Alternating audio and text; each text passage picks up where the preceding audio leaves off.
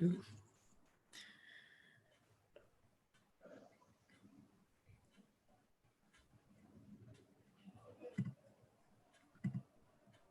always takes a little bit of time, but I think we are set.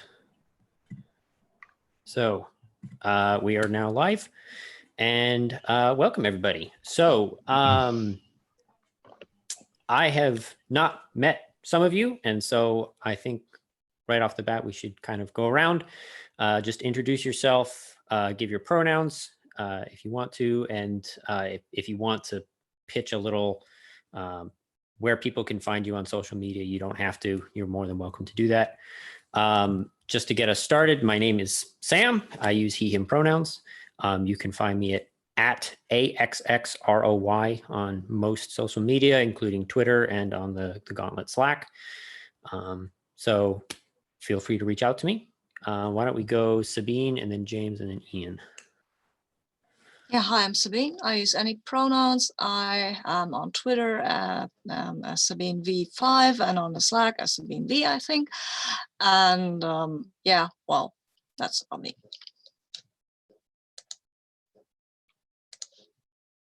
Cool. I'm James. I use he, him pronouns. And you can find me at Staircase on Twitter. That's it.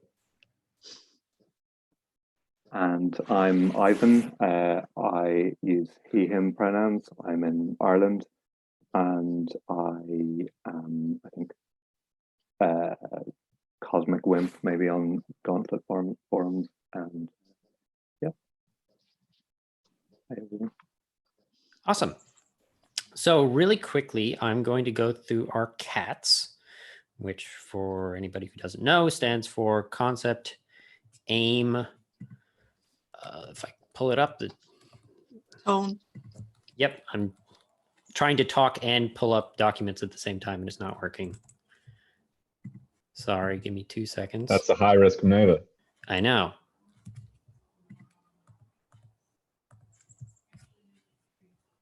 Where did I put it?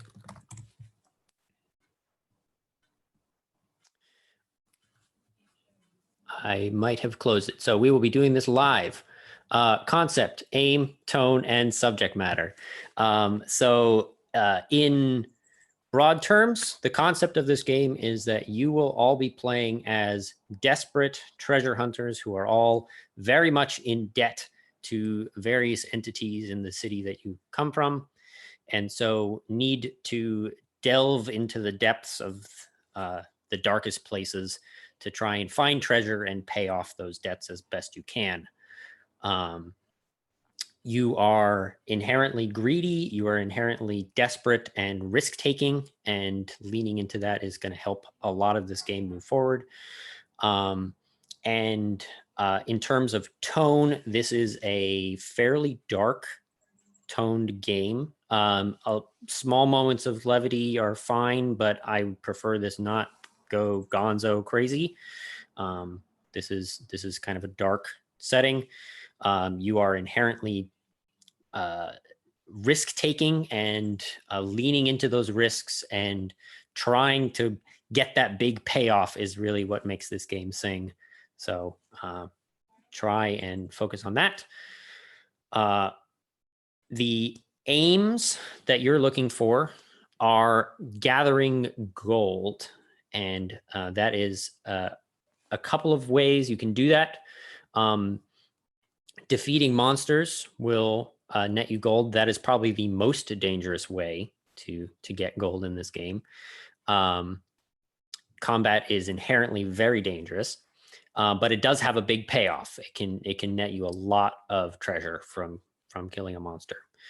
The second way is collecting tokens, and as you progress through the game, you will collect tokens, and you can spend those to either achieve the goal of the current setting, which I will give to you as out of character knowledge. You will know what the goal is for any given time, any given setting.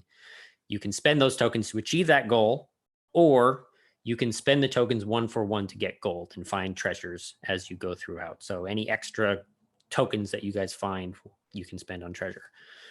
And the third way is by achieving those goals. Some of those goals will have treasure directly tied to them. And so you can find treasure that way. And then subject matter. This game is inherently a little bit dark.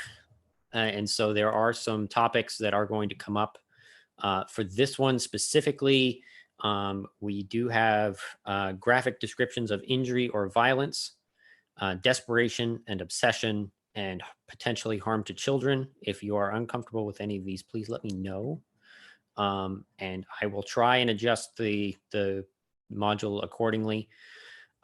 We are also going to be using lines and veils. So if you guys have the character keeper open, this is the time that we are going to go through the lines and veils sheet. It is the 1, 2, 3, 4, 5, 6, 7th tab over. Feel free to go through and check any boxes that you want. If anybody is not familiar with lines and veils, the way this works is that if you check the box that says line next to a comment, that means that topic is across the line. That crosses a line for you. We will not touch that topic. If we do touch that topic, feel free to call us out on it and say, nope, we are not going to do this under any circumstance. A veil means that it's okay to talk about those topics, but they shouldn't be discussed in any major way during the session, and they should be put behind a veil. The most common one that a lot of people do is explicit sexual content. And so that's the typical Buffy fade to black after an embrace type moment. And then ask first is exactly what it means.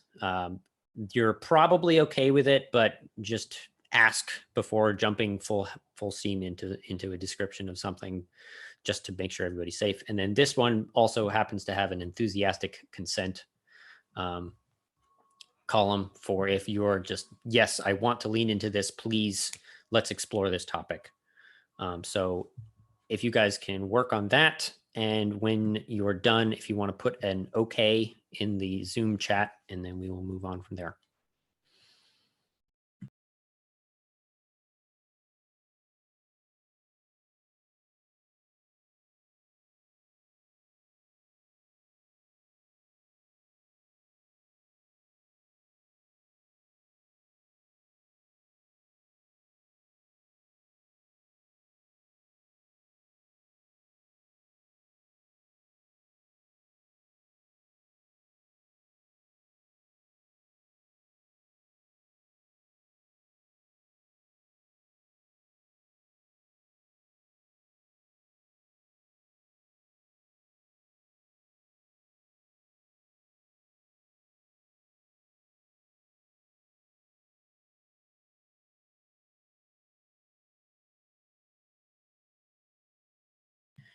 All right, that is 3 okays. So really quickly, just to review, we have lines on sexual assault, suicide, and homophobia.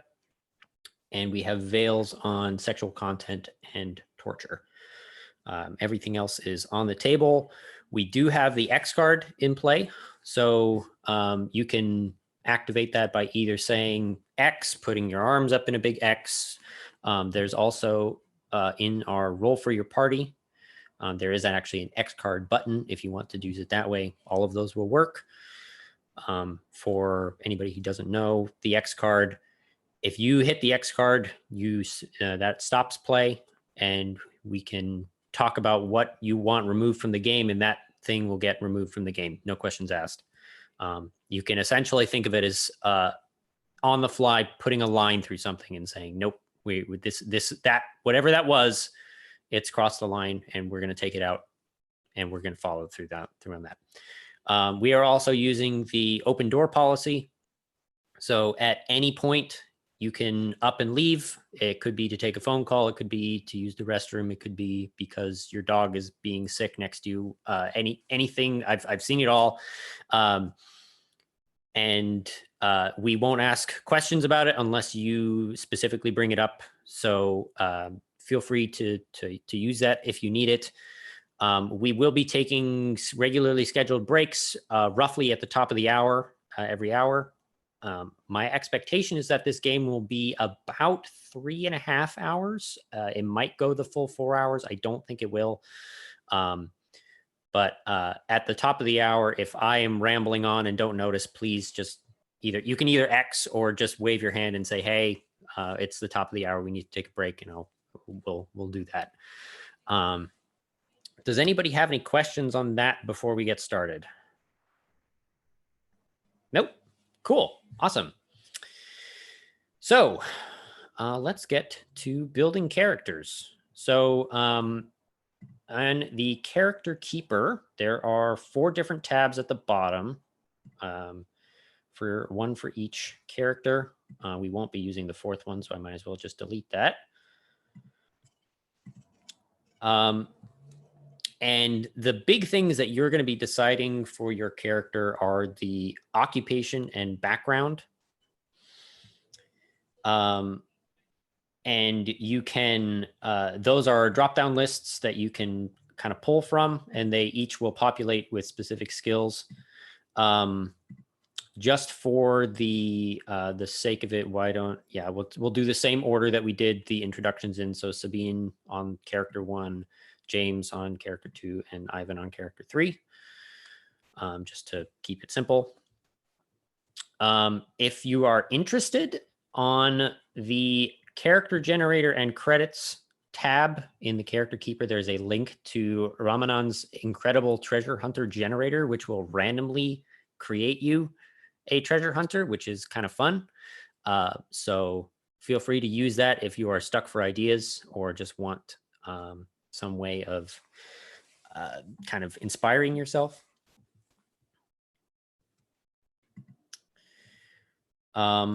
The other things that you're going to be getting, you can each pick 3 background items. So over in your equipment, those can be anything, really. Typically, they are not combat items. Combat items are a specific thing, armor and weapons down at the bottom. They can be a bedroll, they can be a cloak, they can be a deck of playing cards, they can be pretty much whatever you want. And then there are specific other items at the bottom.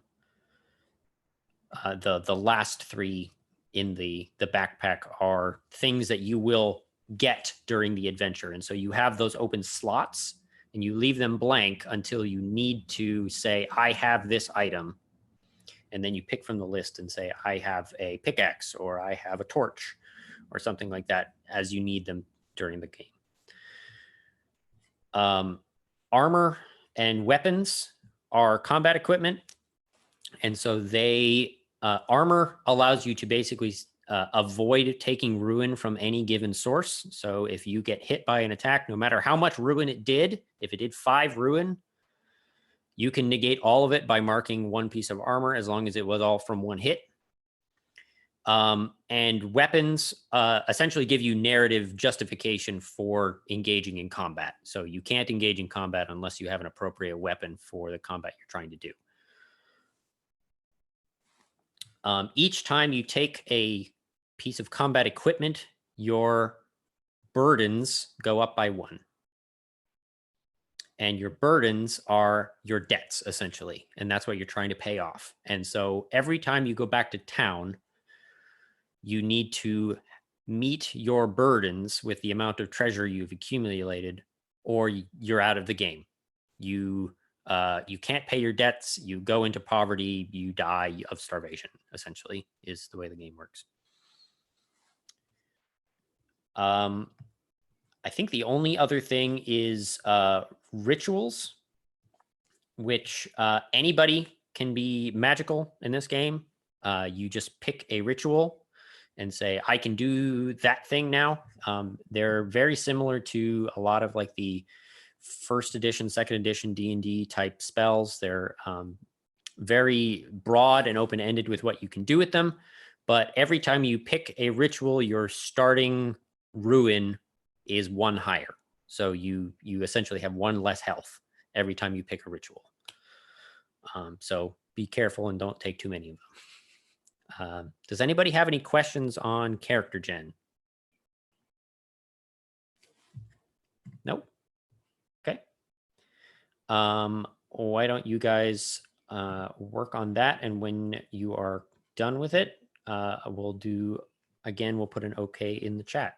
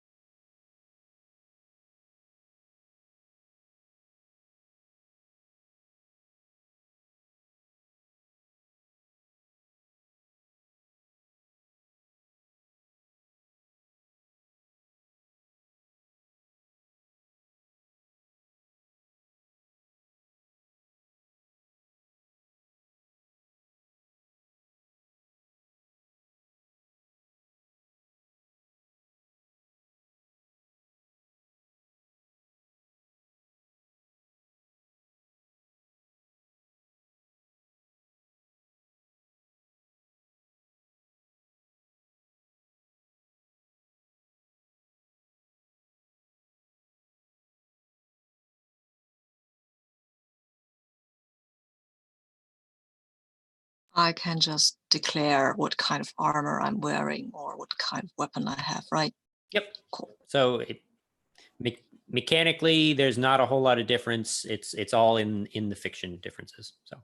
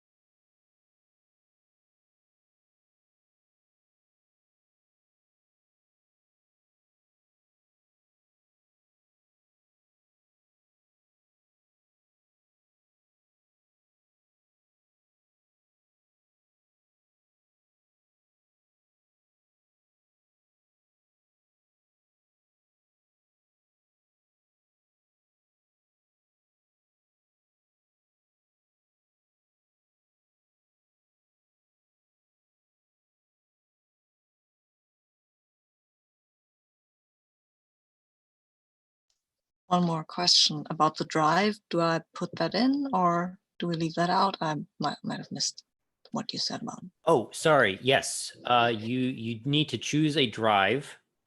And it's essentially the reason that you went into debt and the reason that you're going out to hunt for treasure. I don't think that it has much of a mechanical impact besides a kind of fleshing out your character.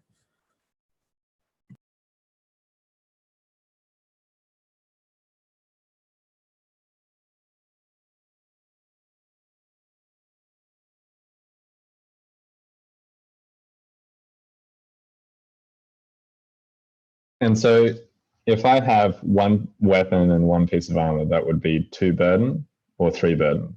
That is, so you start at 1, and then you add 1 for each combat equipment you have. So that would be a total of 3. Gotcha.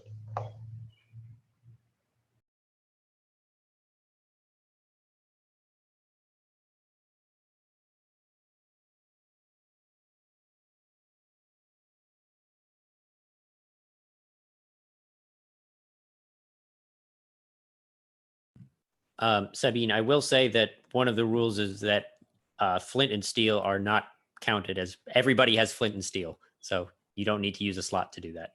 Oh, okay, cool. It is assumed that you have flint and steel or some other method of making fire and the typical supply of rations and drink.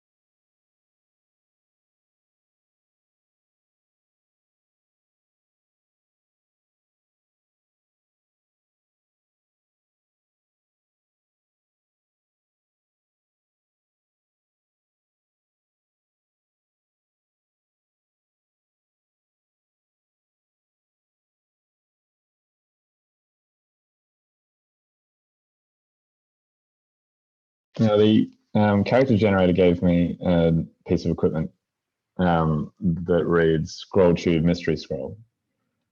Do I need to fill in any more information with that, or is it just a mystery scroll? I think that it's a mystery to even you. So All right, love it. if you want to think of what you might use it for, but it might just be you pull it out at the moment that you absolutely need it, kind of an item. All right. So that sounds awesome. Sounds good.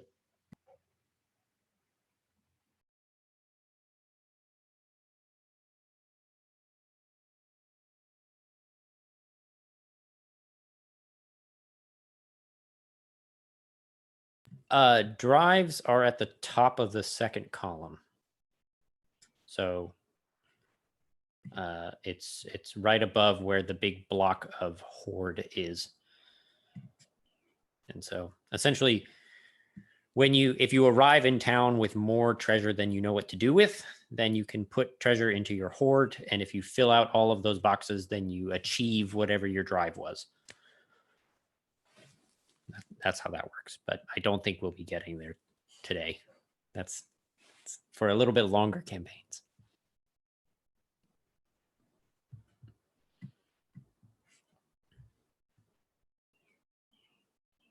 Yeah, but we can dream, right? Yeah. Yeah. Everybody dreams. Sometimes you don't wake up from the dream, but everybody dreams.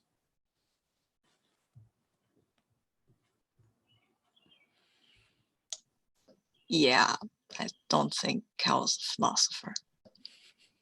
I think he's just wants to open up a restaurant or a tavern. That would be amazing.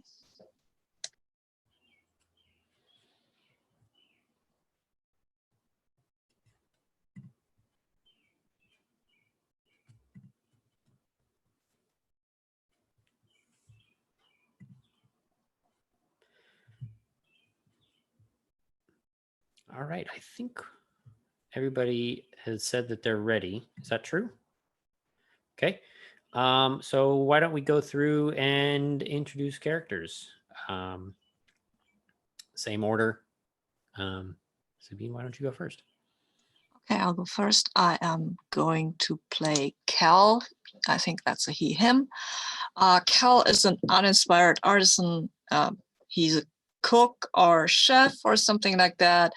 But, well, always cooking stew kind of led him to search for greener pastures, which didn't work out so very well.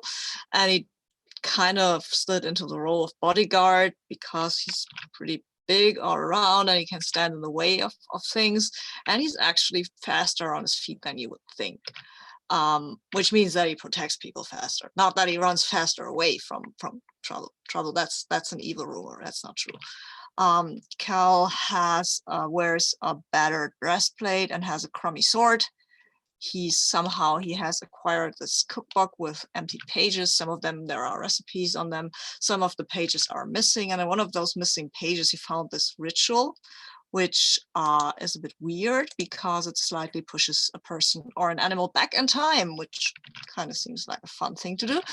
And his drive is he wants to open up his own restaurant someday, because if he's got his own restaurant, then I'm sure inspiration will come and his food will finally taste good.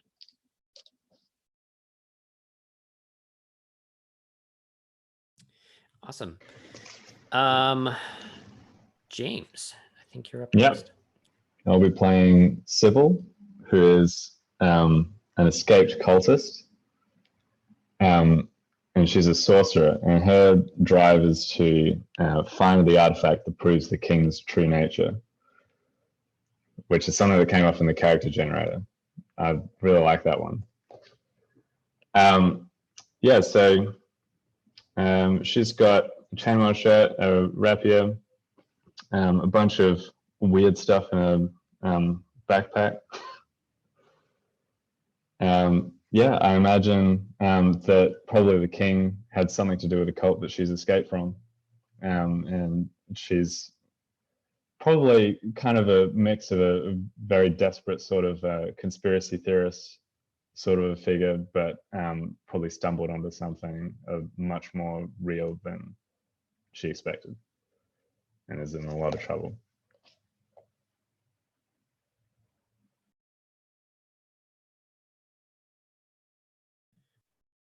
Very fun. Ivan, why don't you introduce us to Skarloc?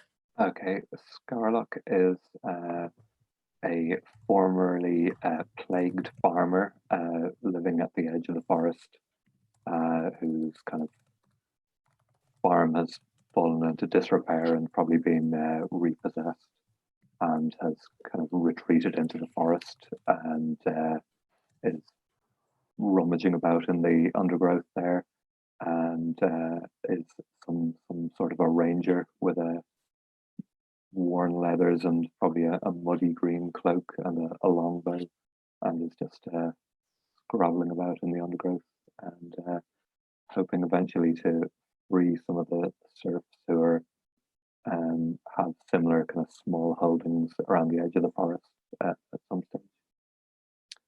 That's the plan. Very fun. So you all are citizens of Kellshold, which is a sorry, did I say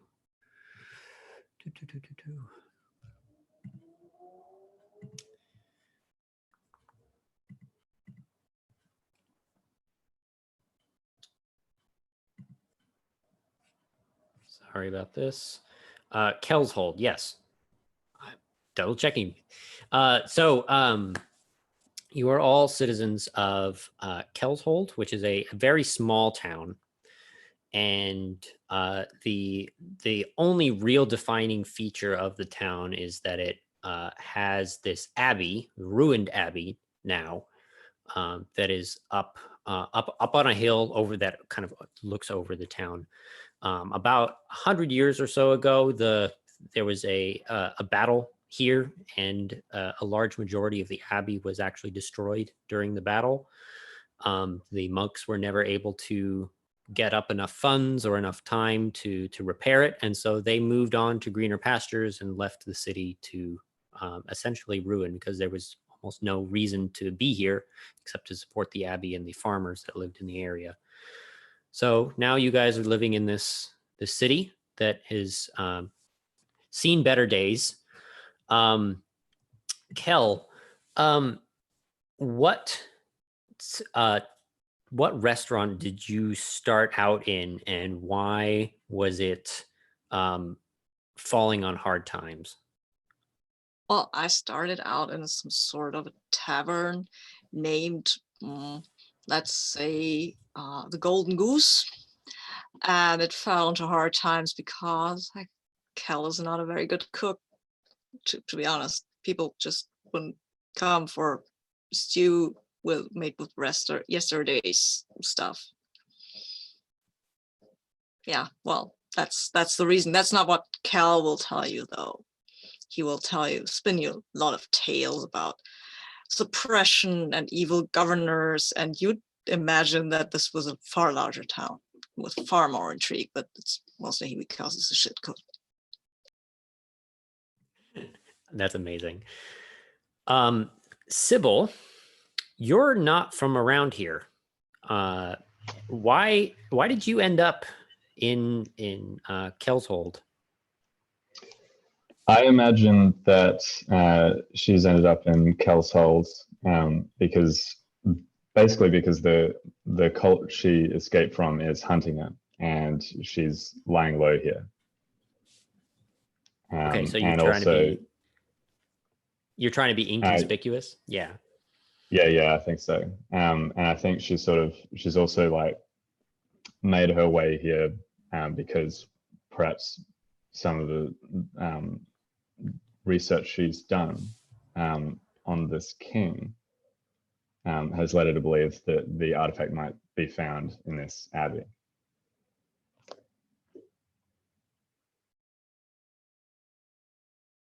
And where are you staying while you're in the city? Or did you like purchase a room at the inn, or you hold up with a family kind of working for your wages? Yeah, I like that. I think she's holed up with a family somewhere who's she's just doing some chores for in exchange for room and board. Yeah, what's their name? Good question. The Marlows. Okay. Skarloc, you were neighbors with the Marlows. What does your house look like now that it's been repossessed? It's kind of just a tumble down shack, really, like a wooden shack. Lots of weeds growing around it. The forest is kind of closing in around it. Yeah, it's pretty run down. I think bailiffs probably came and put a padlock on the gate around it and stuff like that. I didn't really have much possessions there, so I just kind of like abandoned it pretty much.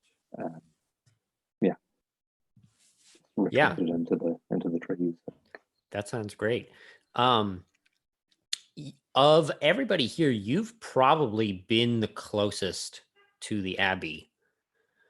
What has kept you from getting right up close to it before? What has kept you away?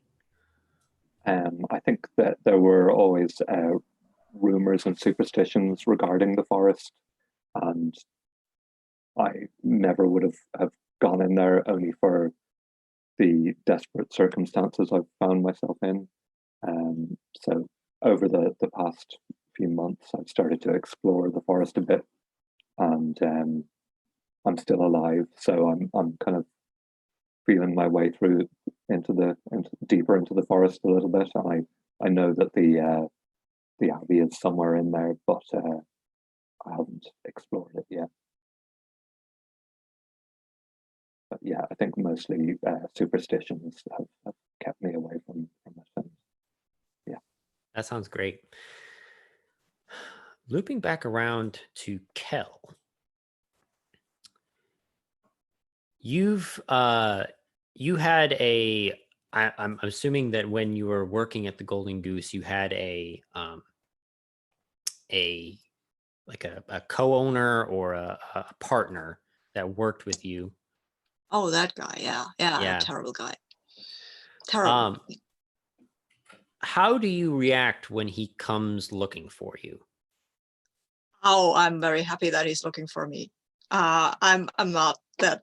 I mean, I will tell terrible stories about him and how he cheated me out of my restaurant. But when he comes looking for me and wants something, I'm at least willing to listen.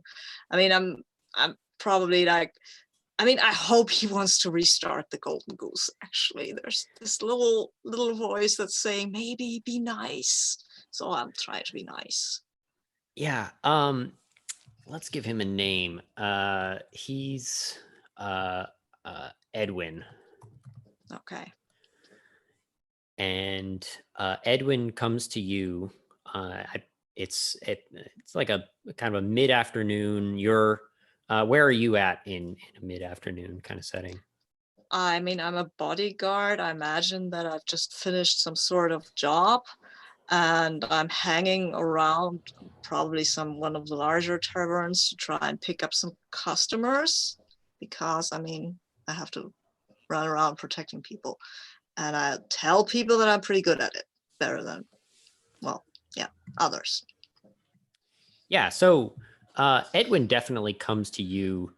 Comes into this tavern, looks around. You're a big guy, so you're pretty easy to notice. And you immediately notice that he is crying. Oh, good. I mean, well, terrible. Yeah, I'll go over and to say, hey, Edwin, old house, what's with you? Why are you crying? Kell, it's so good to see you. The most terrible thing. Yeah, okay, what happened? Here, sit down, have a tea. And he nods and thanks you, and the two of you sit across from each other. And he takes a sip of tea. It's Lucy. I don't know what she was doing out in the forest, but she went out last night and she hasn't come home. And I'm Lucy's his kid, right? Yeah. Okay. Well, little Lucy, she's quite small. Well, or maybe she's grown a bit, but she would okay. I know it's my fault. That doesn't. I'm just so scared. Okay. Well, maybe we should put together a posse or something and go looking for the kid. If you raised a bit of money for a reward, I mean that motivate I still people. have some money from selling the tavern. I'm sure that. Yeah, you do. Sure, you do. Kel, we talked about this. I own I own the building. It's not a big. Anywho, I know that you've gotten into this whole fighting bodyguard thing. Is there any chance that you could go out and look for her? Yeah, I mean, sure. I have expenses, you know. I mean, the sword doesn't clean itself. I know, and I if you bring her back, I will pay you. I promise. I mean, I wouldn't. I mean, that's just because I have expenses, right? I would do it for Lucy in a minute. I like that girl. That was a really sweet child. But you know, well, a guy has to live. And I meant what I said about the posse. I mean, I might know a few people would go with me, but they don't know Lucy like I do. Well,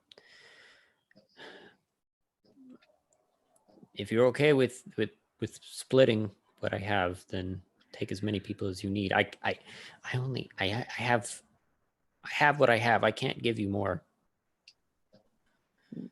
Yeah, that would be unreasonable, but going in there alone, I mean, maybe not, right?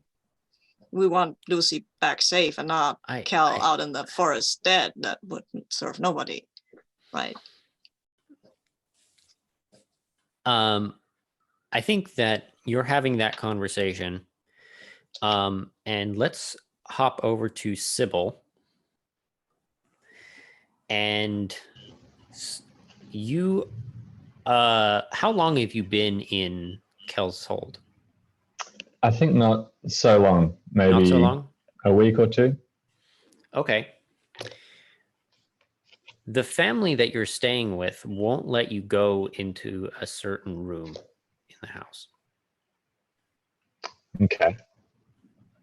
Interesting. When you go in there, what makes you know that nobody has been in this room for about 2 weeks? Oh.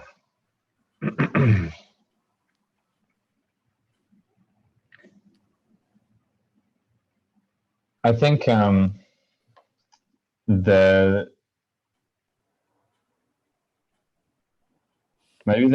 actually some what led her to finally come in this room is there was a strange smell, and she wanders into the room, like waits for the family to be out on other business in the town, maybe. And there's actually some food that's been left to rot, like a prepared meal that has gone bad. Okay. Yeah, there's this like a small plate of food that's sitting on a dresser.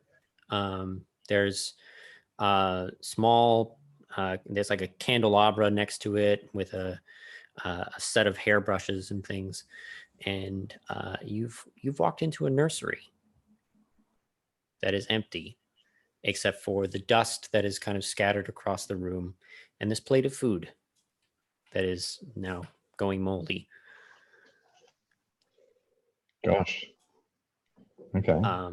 And there's a picture on the dresser, and you recognize the two. It's like a hand drawing that was done by somebody who was very skilled. And you recognize the two adults as the Marlows who you're staying with, but they have a young boy with them who you've never met. I see. And while Sibil's been staying here, there hasn't been any sign of a child. Nope. Okay.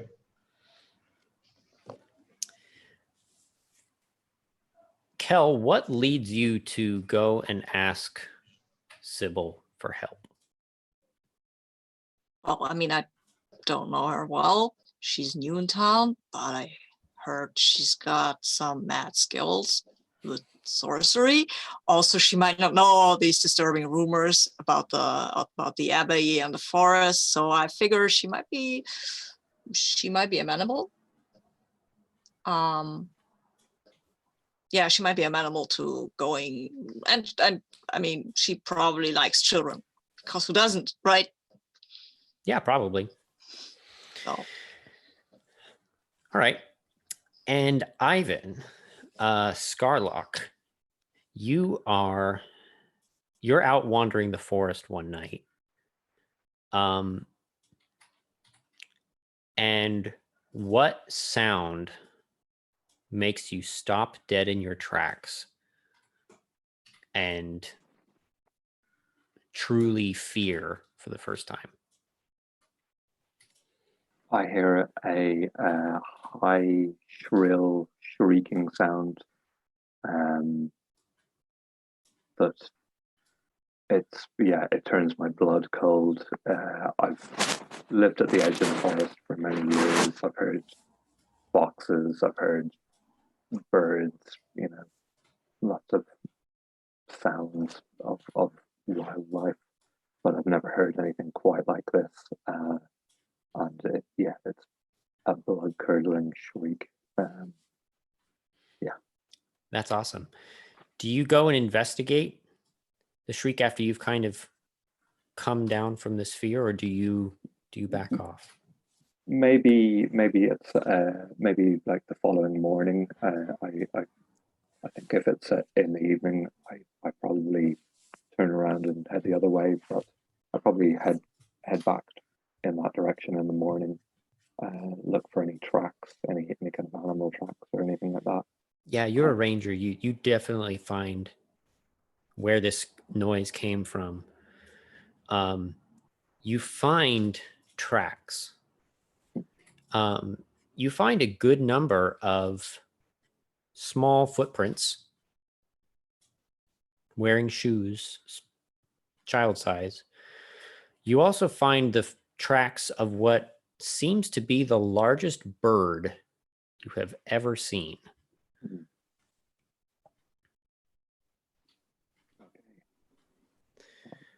What do you do with that information?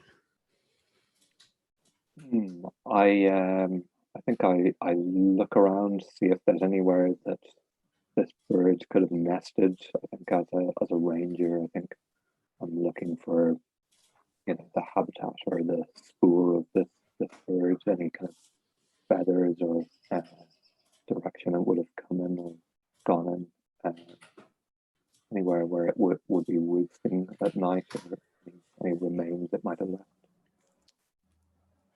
You look around for a little bit, and you're not able to find any clear evidence of a nest that's in like trees or anything like that. But you wander around for a little bit, and then without even realizing it, you come through the tree line and find yourself right at the edge, right at the wall of the Abbey. You were maybe 50 feet away from the Abbey walls when you found this scene. And you do, in fact, hear the cawing of many, many birds, many crows and ravens from just on the other side of the wall. Do I see any of the children's footprints or any other signs of humans that would have been coming? It's difficult, but you're skilled and you're able to find a few.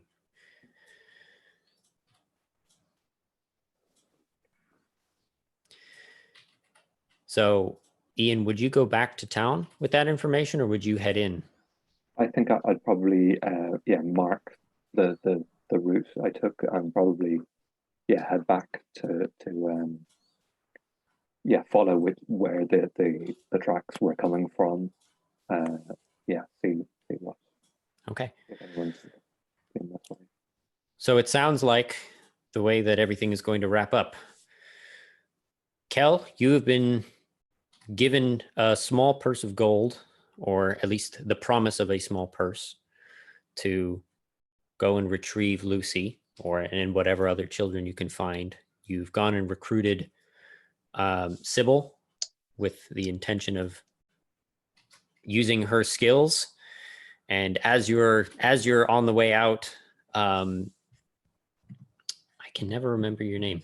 Skarloc comes back, ranting and raving about giant birds and the horrors of small children, and it sounds like that is as good a lead as any for you guys to try and work off of. I mean, I was actually looking for him anyways because he knows his way around. So I will chat him up or talk to him about looking for a missing child, and maybe we can go and look at that bird. That makes sense. So we are just about at the top of the hour. We're a few minutes early, but this is as good a time as any to take our first break. So let's take 5. Well, we'll come back at about 5 after the hour. And we will pick up right at the front gates. So I'll see you all then.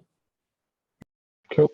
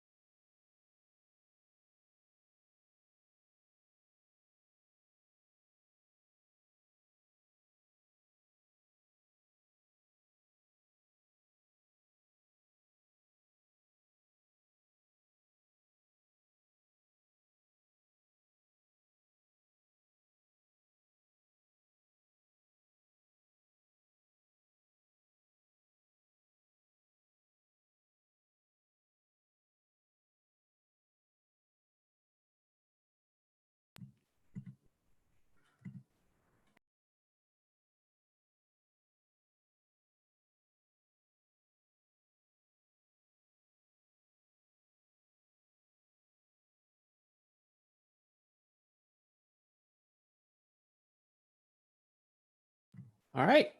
Looks like we're all back.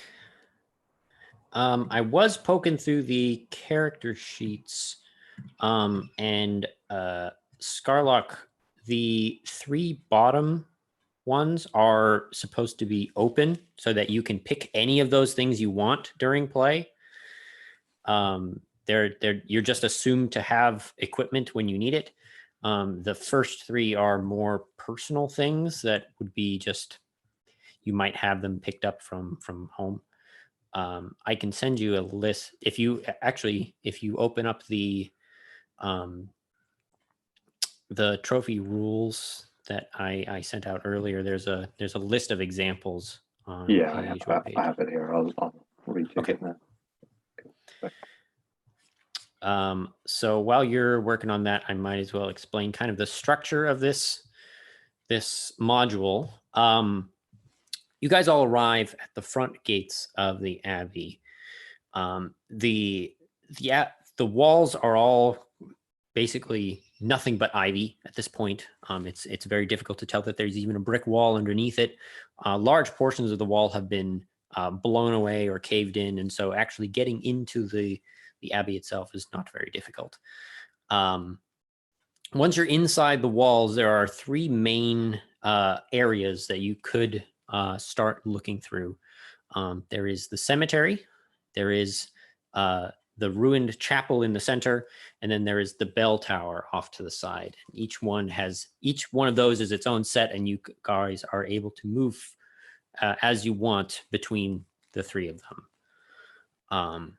So this is not like a dungeon where you're trying to go through something. You guys can start wherever, you can go wherever you want, as you see fit.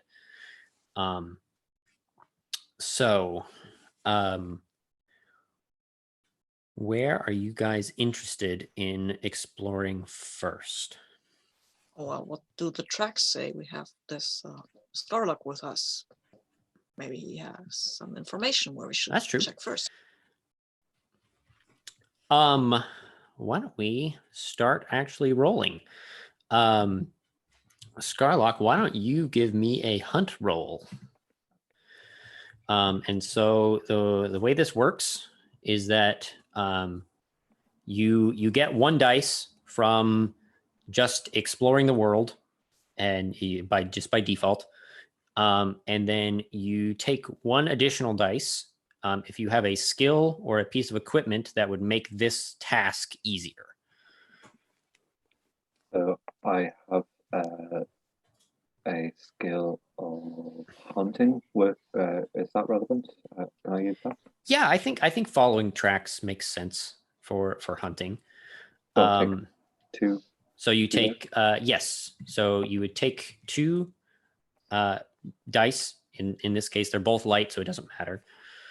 And then, have you used roll for your party before? I did once before. Yeah, a couple of times before at the Gauntlet Con. So yeah. Okay. Yeah. So just so it's a 5 and a 1. Okay, so we take the highest one. In this case, a 5 is you take a token, but you encounter something terrible. And so on a 4, 5, or a 6, you've essentially achieved what you wanted to do. And so what are you specifically looking for when you're like looking through these tracks? I think probably the monstrous bird sounds, I think, are what I'm on the lookout for. Yeah, that's probably what I'm keeping an eye and an ear out for. Okay, so if you're specifically looking for the like the sounds of the birds and the feet, the footprints on the ground, the most obvious direction to go is toward the cemetery. There are a good number of footprints that are going towards the kind of iron gated cemetery. There's a large stone mausoleum that is smack in the middle of this cemetery with lots of smaller tombstones scattered throughout the area. Something terrible. As you make your way towards the cemetery, and you pull open the gate, you notice that even though it's a fairly warm day, or at least it has been, there is a creeping fog all along the ground here. That as you step into it, it moves out of the way, and as you create a wind, it kind of blows this fog around, but it reforms around and behind you as you start to walk further into the cemetery. Hey, you're a sorceress, right, Sibyl? What's that? That's strange. Well, it's not good, she says. So can I ask you if Sibyl knows anything about this? Is this a roll I would make, or how would that work? So we could do a risk roll if you're trying to. So this would be a hunt roll if you're trying to look around for information or treasures or anything like that. That is a hunt roll.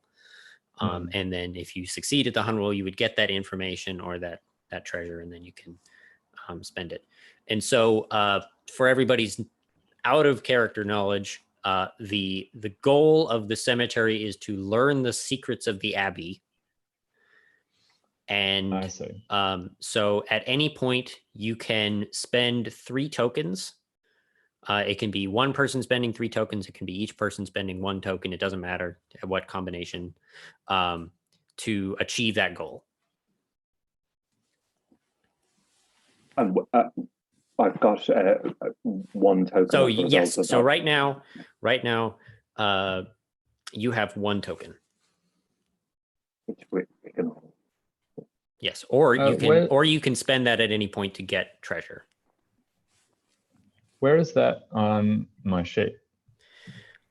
Your tokens? Yeah. Or is it not on the sheet? That is something I'm surprised is not on the sheet.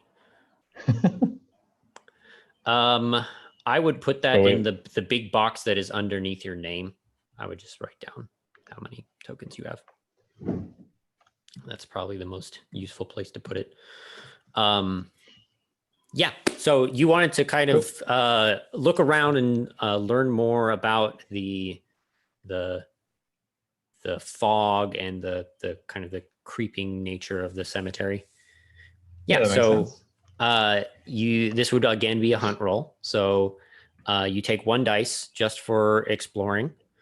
And then you get a 2nd dice if you can justify a skill or a piece of equipment that you think helps. Okay.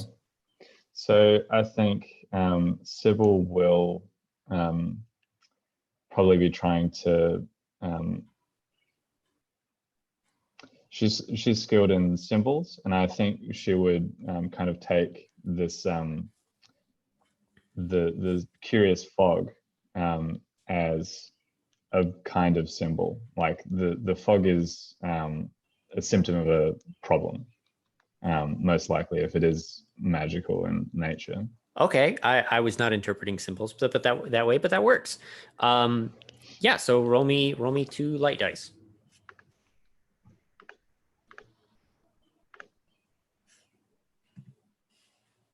Oh, I got a high of 2.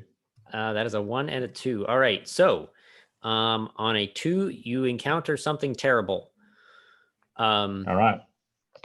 So you're making your way around the mausoleum, and you're poking around at the graves, and you notice that some of the graves are freshly dug. And you start kind of looking around, trying to see what's happening. And as you get close to one of the graves, a hand is going to reach out and grab your leg.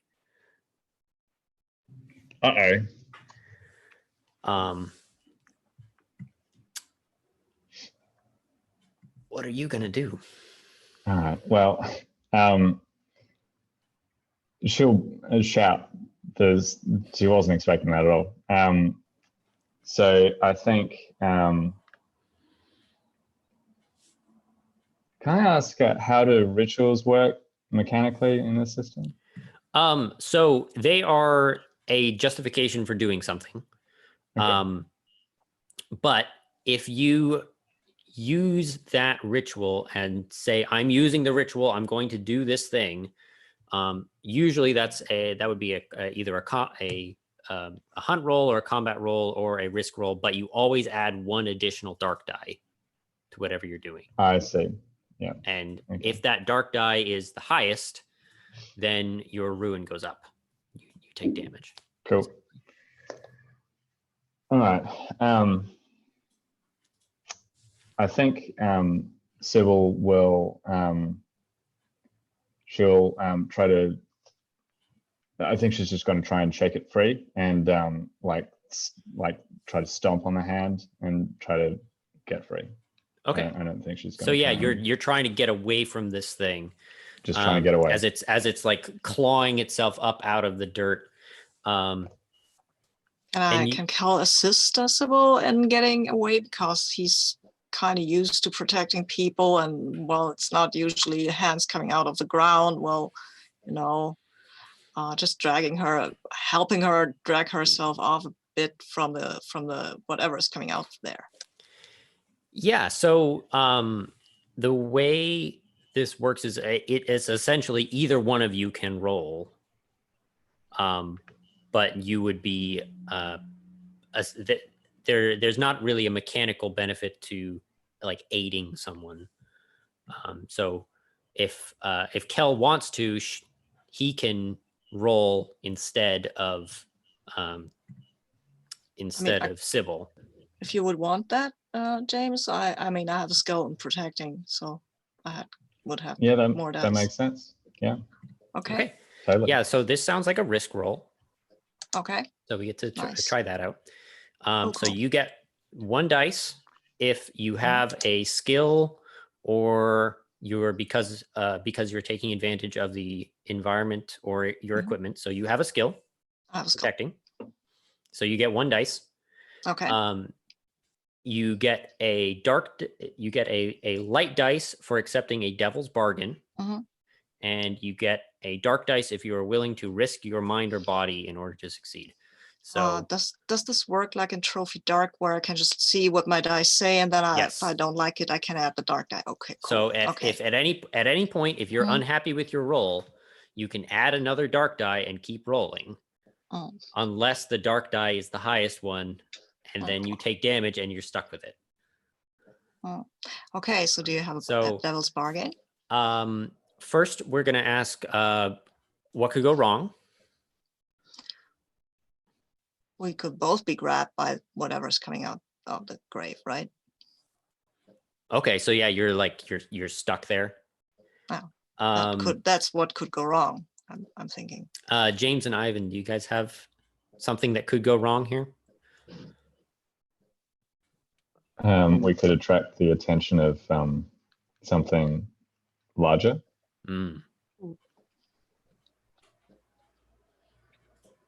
I kind of like that one, honestly. I like the we're gonna like the commotion and the movement is gonna alert something else that's here. So I think we'll go with that one. Okay. And then Devil's Bargains. Ivan or James, you guys can also offer Devil's Bargains, where this is something bad-ish is going to happen no matter what. And so I think my Devil's Bargain would be that whatever this thing is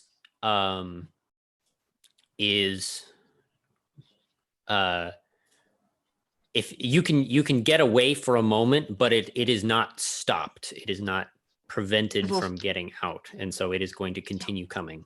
Cool. I'll take that one. I want to see what it is anyway. So I just roll my 2 light dice right now. Yep. And we'll see how that goes. Okay, I've got a 2 and a 5. Mhm. Wondering if I should take a dark die to aim for the 6. You could always try for the 6. Oh, come on.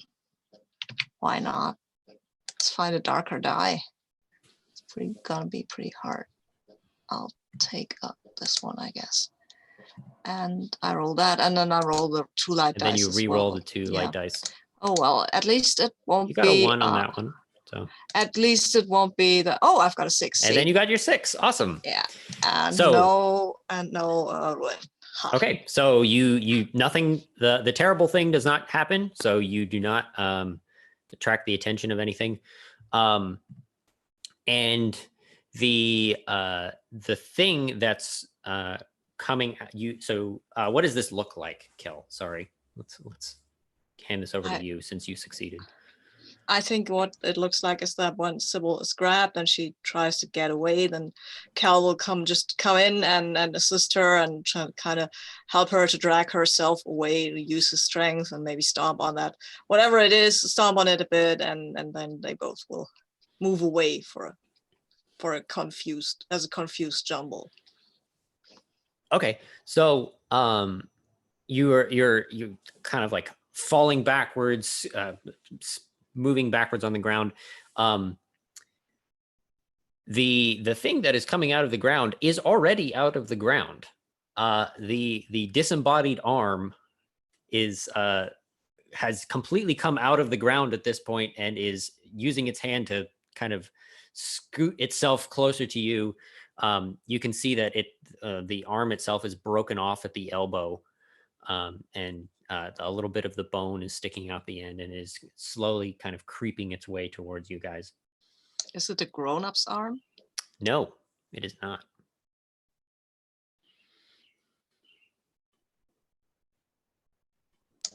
That's a yikes from me. Yeah. Oh no. Oh wow. Okay. What do we do now with that? Is it a long deceased arm? Is it Yeah, it looks pretty old. It's pretty rotted at this point. It's probably not Lucy. Still. Probably not. Can we set it on fire? Should we set it on fire? How maybe? How fast is it moving? It is not very fast. It really was relying on the whole surprise thing. It's kind of like scooching itself forward with its fingers. It's not very fast at all. And realistically, these things are not difficult enough to warrant a combat roll. And so if you want to deal with it, dealing with it is not difficult now that it's kind of out of the ground. Maybe I'll Let's just set it on poke fire then. Yeah, I can poke it with the sword maybe and see what happens then. Poke it. So you're gonna try and poke at it and get it to back up a little bit. See what happens. It's gonna try and curl up and grab onto whatever's poking at it. But I think the sword is sharp enough that it just ends up cutting itself. And it's probably not that sharp, but I'll shake it and I hit it against the gravestone. Let go of that. Yeah, and you're able to smash it pretty handily. Okay. So that went well, right? That was not so tough. That was Can I ask a question of the setting? Is this kind of thing heard of? Like the Living Dead? Is that something that our characters would be familiar with? I think you especially would be aware that like necromancy magic is a thing. Whether or not you have personally experienced the living dead before, I don't know, but that is not necessary. You guys all have magical abilities, and necromancy is not unheard of. Cool. I've certainly heard superstitions and rumors and folk tales of the dead walking in the forest. So that's been a large part of why I haven't ventured into this forest before. So this is what I thought. This is what I feared would be here. That wasn't so bad, right? But I've never seen such things before. So, yeah. Can certainly go a lot worse with these things. Yeah, exactly. I guess the rumors were maybe a bit exaggerated, right? I mean, we did well. Of course, we haven't found Lucy yet. That's that probably wasn't her arm, right? Because she looked pretty old. These footprints go on a little bit further. I think we should be able to find these missing children pretty soon. Okay. Get out of here quite quickly. We could check out the mausoleum over there. I mean. Yeah. So you guys are before gonna. Before we leave this graveyard, Sibil would like to try to, especially now that there's clearly some kind of necromantic thing going on here. She wants to try and discern, like, is there something in the graveyard that's causing the dead to rise, and just in general sort of get to the bottom of, is the place cursed? What's going on? Okay. So how are you going about doing that? Are you? I think Sibil might be looking now at the gravestones and the iconography and stuff around, and see if there's any strange symbols or designs or anything that might have placed some kind of curse on the dead that are interred here. Okay, yeah, so you're trying to see if there was like a ritual that happened here previously. Yeah, so you've got rituals as a skill. So this is probably a hunt roll. So why don't you roll 2 light dice for me? Cool. A 2 and a 4. You guys like rolling 2s on that one dice. On a 4, you again take a token, Okay. but you encounter something terrible. So, I think what happens is you are making your way around the graveyard, starting to kind of circle around this mausoleum, which is in the center, and you keep catching a glimpse of something out of the side of your vision, but every time you look, it's just some of the smoke that's receding back into the ground, and you're poking around at the gravestones, and you can definitely see that all of the newer gravestones don't have names at all. They just have a symbol carved into the top of kind of right at the peak of where this arch would be. And you make your way around, kind of poking around at these tombstones, trying to figure out what's going on. And as you make almost a full loop around the mausoleum, you see a child. For the first time, you've caught this thing that you were seeing, and it looks at you and runs. It turns and runs back out of the graveyard and back towards the chapel.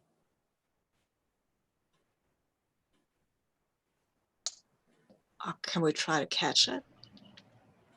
Yeah. If you wanna rush after it and chase towards the chapel. Sure, I want to. I mean, I believe at that point that might be Lucy, and I could just grab her and then tell her that, yeah, it's okay. She's probably scared just because we're strangers. So, and she's creeped out by everything. So I'll just run after her. I have speed. This is a risk roll, I believe, right? This would be, this is, I'm not going to ask you to do a risk roll. This is going to be moving to a new set if you want to do that. Oh, all right. Okay. I mean, sure, I would. I don't think I would like to. I mean, I'm looking for the child, not. I'm not explicitly interested in finding treasure in the graveyard right now. Okay. Totally. So I'm running after. Makes sense. Okay. Before we proceed, I just had a quick question, going back to the preamble stuff. At some point, I think Sibil would have asked the family she was living with about the child's room, and really just asking for a name, and Yeah. Let's go with Charles. Charles, the name of this boy. You barely got it out of them through them crying, but you're able to get the name. Yeah, so we'll go with that. Cool. Thanks. So you, Kel runs through the graveyard. Smoke is billowing around behind you, and you turn the corner out of the iron gate, and you get around just in time to see the child run past the chapel and into the door of the bell tower. Yeah, I might call out at that point, because I won't call out especially loudly, but at least I'll say the name, Lucy. Lucy, stop. We're friends of your father's. Come on. And for some reason, I think Kel's a bit leery of just rushing into the bell tower, and will enter more slowly and more cautiously, and just calling or saying, or trying to not call too loudly, but so audibly, like, Lucy, come on, kid, this is the wrong thing. There's no time to play hide and seek. Yeah, and you push open the door, and inside is a large, almost a room of worship, essentially. There's a small shrine at the far end. You recognize the shrine is to Saint Woad, who is a local patron saint. And there's a few wooden pews that are still here. A couple have been rotted or damaged beyond repair, and are collapsing. The floorboards are broken in many places and pulled up, and at the far end is a ladder that leads higher up the tower, but there is no one in this room. So I turn to Skarloc. Where did she go? I produce from my pocket or my backpack a bag of hard candies. I have a bag of 12 hard candies, and I gesture, a silent motion to my companions, and place the bag of candies at the bottom of the ladder, and then retreat behind either the doorway or behind one of the wooden pews, and just wait and see if the child will emerge. Okay. Leave a cunning trap. I like this. This sounds like a risk roll. Okay. So what could go wrong here? I guess the scent of the candies could attract some larger prey, without other than the child. Okay. Does anybody else have something that they think could go wrong here?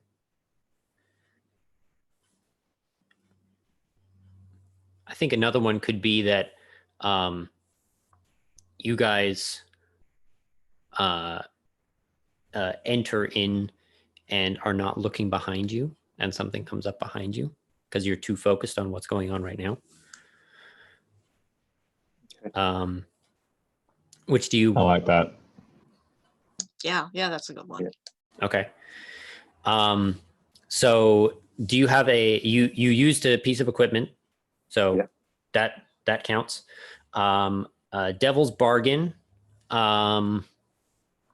What's maybe the structure, maybe if as you walk behind a pew, something falls down, because this is pretty derelict, the building. That could happen. That could be a devil's bargain. If you do that, you move into the shadows and you don't really know if the ground is stable or something. You could get stuck there for a bit. You could get trapped. I like that. Well, so you have the option of choosing to accept the devil's bargain. Right. So I think I'll just take the 2 dice and see. No, I'll take the devil's bargain. Okay, so if you take the devil's bargain, you get 2 dice. So okay, you don't unlike the hunt roll, you don't get the base 1. So okay. Yeah, I'll take the bargain then. Okay, so then you roll 2 light dice. Okay.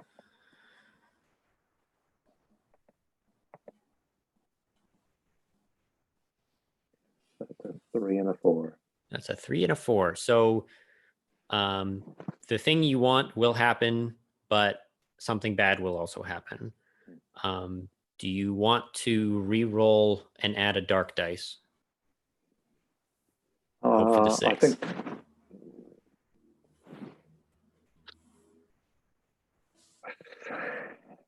Yeah, why not? Come on. All right, so add in that yellow dice there and re-roll all 3 of them. Got a 6. Oh boy, there's 2 6s on the light dice. Nice. So the devil's bargain still happens. So you're going to kind of creep around these pews, and as you get a little bit farther in, you hear a crack, and one of the floorboards breaks, and your foot falls through, and your foot is kind of stuck in the crack, but a child comes down the ladder, and it is looking around. You can tell that it wasn't originally looking for the candy. It was looking for it keeps looking at the door, expecting somebody to come through the door. And then it looks around. He looks down at the base of the stairs and it's very curious and makes his way down to the piece of candy. What do you do? Can the child see us? I assumed you guys were hiding. Okay. So that was part of the success, is that you guys are hidden and it hasn't seen you, and it is just curious as to why there's a piece of candy at the base of this ladder. Does the child look familiar to anybody? I don't think so. It's a young boy, probably 12-ish, give or take. He looks very dirty and very unkempt. His hair is probably past his shoulders and matted in knots. He's got his clothes are look like they were well made and thick when they were new, but now they've torn in many places and are not super useful. And I think the most striking thing about him is the fact that his eyes are milky white.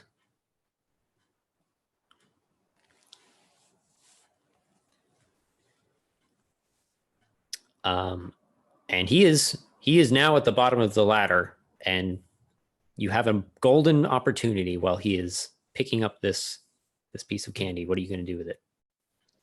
I think I might try to talk to him. He looks human, right? And he might know where Lucy is. And I don't have a real skill or anything, I think, for that. Vigilance, protection, well, not really. But still, I'll just make a like, hey, I'm harmless. Okay, I'm a big guy. What hell? Hi, we're not here to harm you. We're just looking for a little girl. Maybe you can help us. He looks at you, screams, oops, and hey. turns to the ladder and starts trying to scramble up as fast as he can. Normally children like me. What do you want to do? Yeah, follow him up, maybe. Okay, so you can chase him. You can try and grab him down off of the ladder. You can try and. He's a bit creepy with these eyes. I don't know. I'm not too wild on getting into some sort of fight with him, because I mean, could be catching and then I'd be blind, and what then? Okay. So I look at the others and say, hey, I think he's afraid of me. I think I'll make a grab for him. I think I'm used to trying to grab wild animals and things like that, so I think I'll try and just pull him off the ladder, I think. I never said it, but the set goal for this set is to rescue the children. So you guys can spend 3 tokens to rescue the children and have that happen. So you are trying to make a grab for the kid to try and stop him from getting too far away from you. Do you have any skills that can help you out here? You're muted. Beasts, hunting, and traps. I don't know. Tenuous, but hunting. I don't know. What do you think?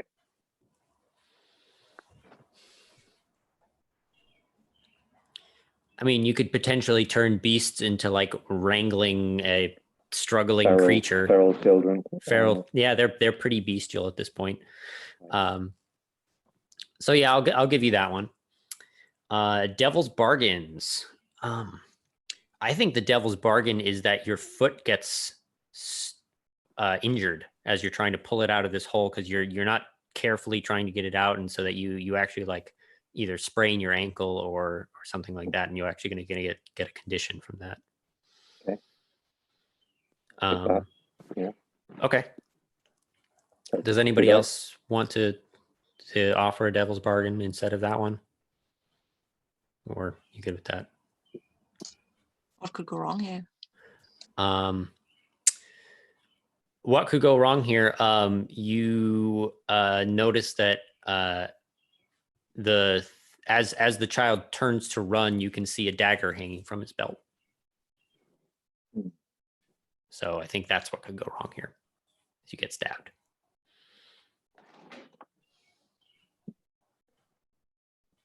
Okay, so 2 dice if I take that.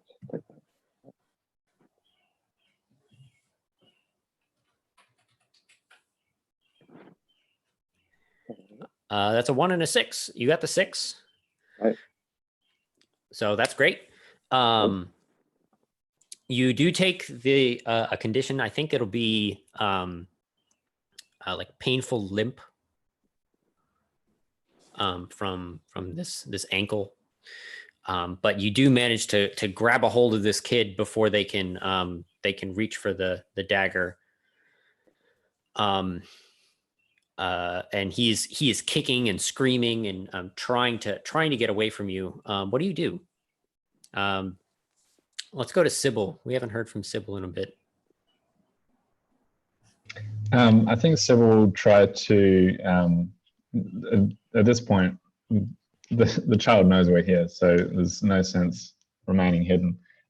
She'll try to talk to the kid and try to calm him down. Okay. So you're trying to just like appease it. And try to convince him that we're not here to hurt him. Yeah. So you you head up to him. What do you say? What does she say? I think she'll just say, we're not here to hurt you. What's your name? What's your name? And then she'll introduce, she'll say, I'm Sibil. And the as you're walking up to it, the child is going to turn and look directly at you, and like stop struggling as it's holding on to Skarloc's arms, and in a voice that is definitely not his, says, "You do not belong here. Why are you here? Leave us. We just want to live in peace." Sybil's whole body language instantly changes. She looks like very on guard, and there's maybe a bit of a feeling of recognition. Like this is almost more familiar to her than how to speak to a child. And I think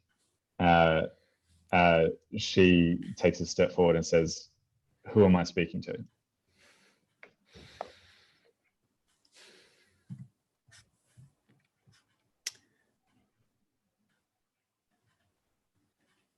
And it cocks its head and doesn't necessarily know how to answer that question because no one's asked it that before.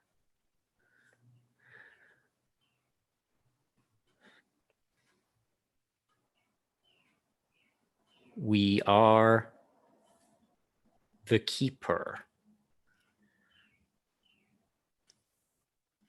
This is our home. Why have you come to our home?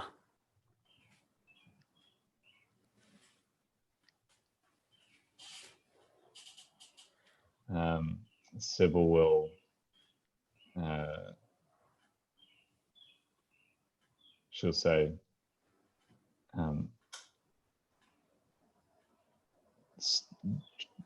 we've come seeking the children.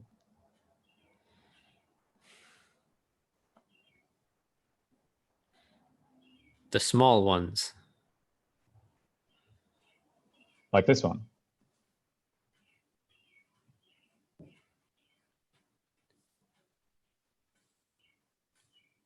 They are us. Why are you here to take us? This is why. And he starts to like get agitated and turn and starts to try pull Skarloc's fingers away. And he's visibly upset. Can I potentially make a hunt roll to see if Sibyl either can figure out or recognizes what manner of creature this is that might use children as vessels? Yeah, I think that makes sense. You're trying to you are moving forward with the hunt. So yeah, I think that makes sense. So how are you going about doing that?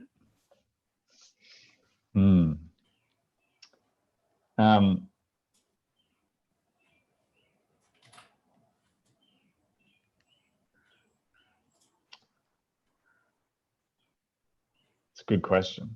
I think really Sibyl would be trying to like the main way that she really has to figure that out is through conversation with this thing. But maybe she's also looking for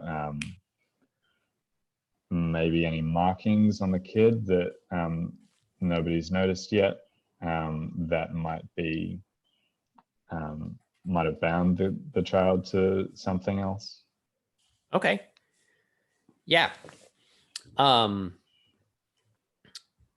So yeah, you can do you think that you have a skill or a piece of equipment that is particularly suited to what you're trying to do? I think maybe rituals potentially, if a ritual was involved in like connecting this child to this whatever's speaking through it, or maybe was used to draw the child to the Abbey in the first place. I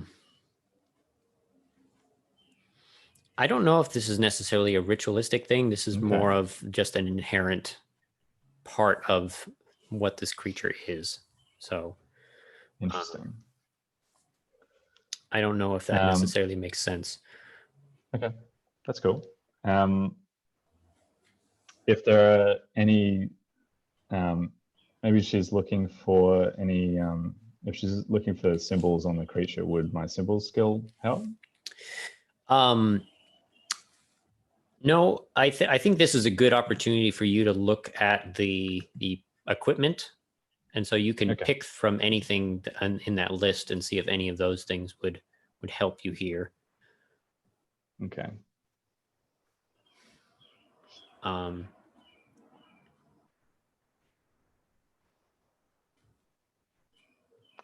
I suppose I could use the mystery scroll and see and try to hope if that's got some kind of information. Yeah, you about could this creature you could use the wild card and just pull that out if you want to.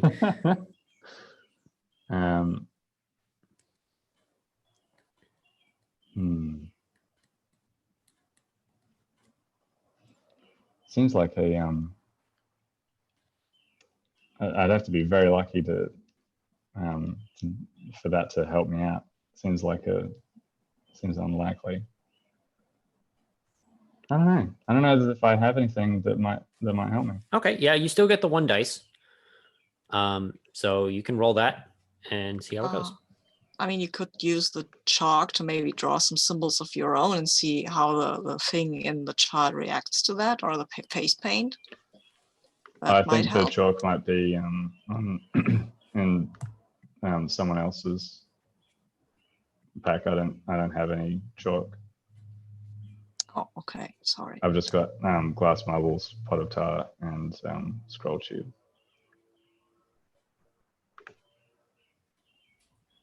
Oh no, in the three slots that aren't filled yet. I think you might have you might pull some chalk out of your backpack because you have it. Because I you thought that it might I be hadn't useful. looked at what those things were. That makes sense. Yeah, so chalk white is one of the options there if you wanted to do that. Yeah, okay. I like that idea of using the chalk. Yeah, would that help me? Yeah, I think you're trying to do some kind of sigil arcane, maybe like a ward or something like that. Yeah, totally. Yeah, I like that. If you wanted to do that, so mark off one of your slots as chalk.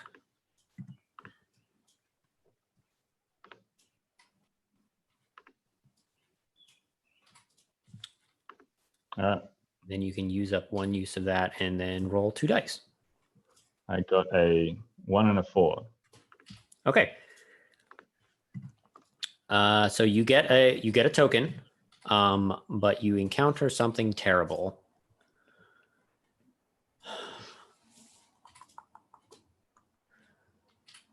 So what I think happens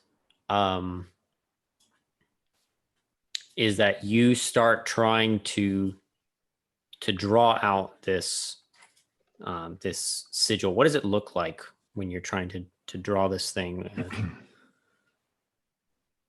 I think while Skarloc has got this kid grabbed, she's Sibil is taken out this chalk and has drawn like a really hasty like almost a ritual circle around it, and is like really hastily like scrawling something around it. Okay.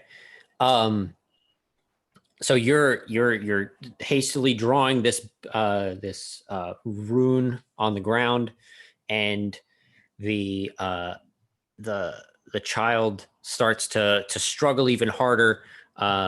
But Skarloc, you're able to hold them fast, except then he starts to scream.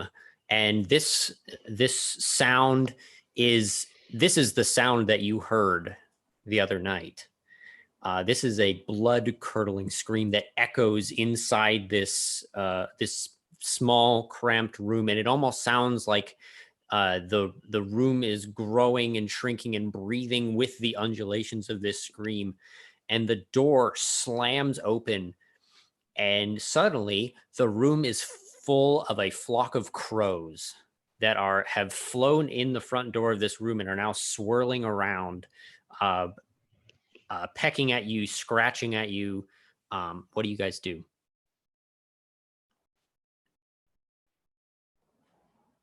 I'm trying to close the door as quickly as I can, because we don't need more crows in here, right? Okay. So you're just trying to like cut off the stream. Yes, basically? yes. I mean, we don't want more crows in here. That seems the first order of business. Yeah. So, and I'm going to use my speed skill to do it quickly. Oh yeah, that's great. Why don't you give me a risk roll? Oh yeah, I will. So what could go wrong here? Huh? I imagine that I overestimate my strength maybe and rip the door off its angles. Oh, that's a good one. I like that. Like, oh, oopsie, I've got a door now. No closing the door now. Yeah. Yeah, that's good. I like that. Yeah. I'll roll. That means, do you have a devil's bargain? So devil's bargains. I think the devil's bargain is that that Skarloc is too startled by this and drops the kid. Do we want that? I mean, that happens if I take the devil's bargain. Do we want that? I mean, I can't say no to it. Don't have to take it. But if I do, then we'd have 2 dice. And then we can go looking for the kid and have another hunt roll and get another token. So I guess I'll take the devil's bargain. Sure, why not? Okay. So 2 dice. I rolled the same way. Huh. I don't know if it really rolled. It changed. It didn't. I have a 1 and a 4, and that was the same thing as before. Huh. You know what? I'm going to risk my mind and soul and body and just roll 3 dice because, come on. Yeah, that makes sense. You're trying to fight through this swarm of crows. Yeah, and I've got a 6 here, and I've got a 6 on the dark die, but it's have not a 6 on the dark dice. It's not the highest though. It's one of the highest. I'm not sure. Let me read the rules. Yeah. If you included a dark die and it rolled equal to or higher than your highest light dice, and it is higher than your current ruin. Okay. So I take a ruin. Fine. Cool. Okay. So you do take one ruin as this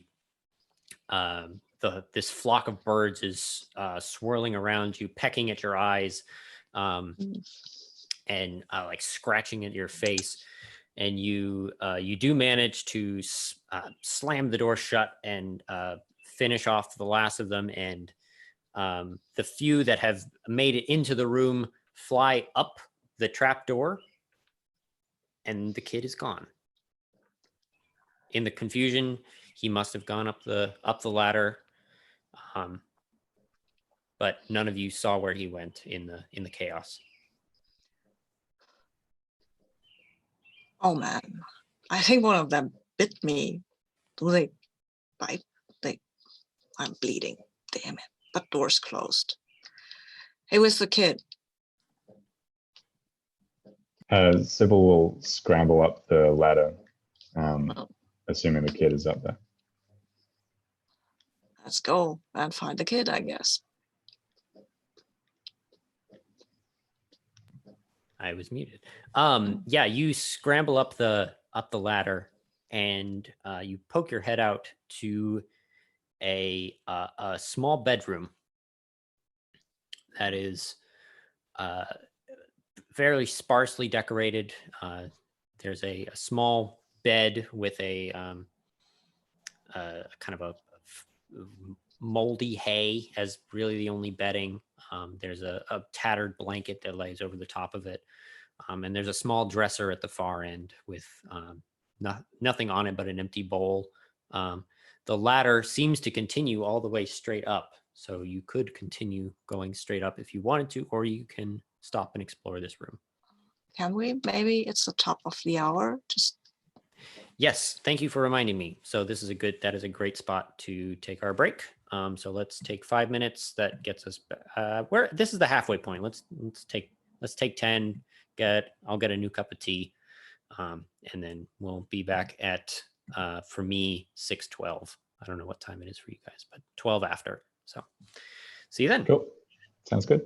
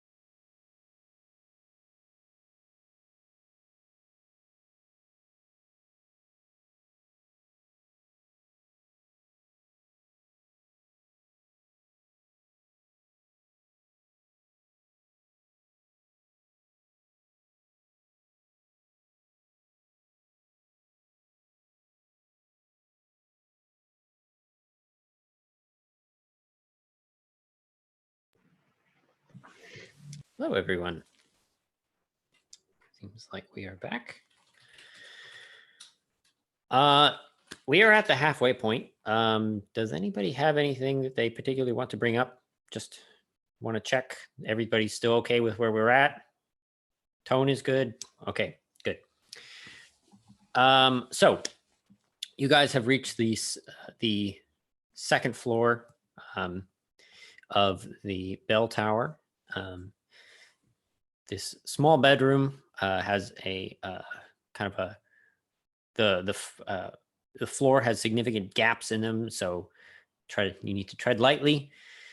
But the sparse room is full of nothing more than the dirty, dingy bed and the dresser with what looks like a bowl of something sitting on top of it. And it was Sibil who ran up the ladder first. So I'll give you the initiative. What do you want to do? I think if Sibil doesn't see the child, she's going to keep climbing. Okay. You're just going to climb straight past the floor and keep moving upwards? Yeah, if there's no sign that the kid has fled here, then she's going to assume that the kid is further up. Okay.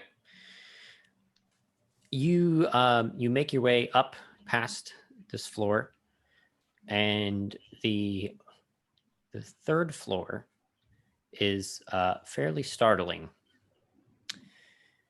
The entire room is full of taxidermied animals. There are multiple tables that each have different half-built taxidermied creatures, and each creature has human teeth instead of its normal teeth. Yikes. There are buckets of what look like tar, embalming, small bottles of embalming chemicals are scattered throughout the room, and a number of crows are sitting on the animals. Like just waiting there? They are looking at you now that you've kind of entered the room. But what are you going to do? These crows are giving me a bad vibe. Don't trust these crows at all. Crows are evil. I think Sibil will. She's on the lookout for the kid, but I think this whole scene,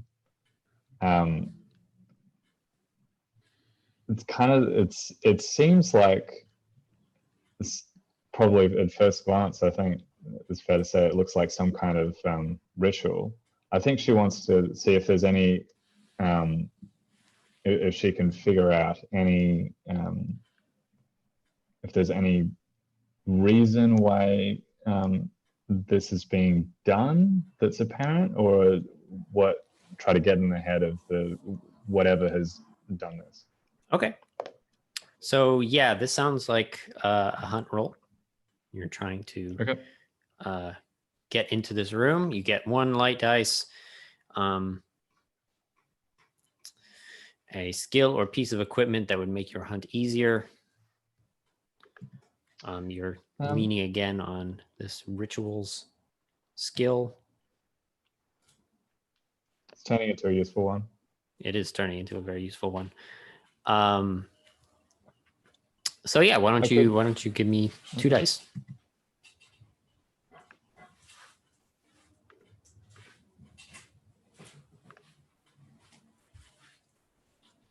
That looks like a 3 and a 5. 3 and a 5. Okay, so you get a token, and the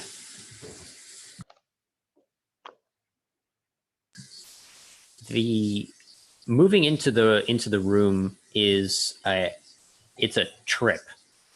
You are sure that these stuffed creatures are watching you move past them, and each one has a you can see that the actual teeth of all of these creatures are laid out on the table in front of them, and like there are big heavy sets of pliers next to all the mannequins.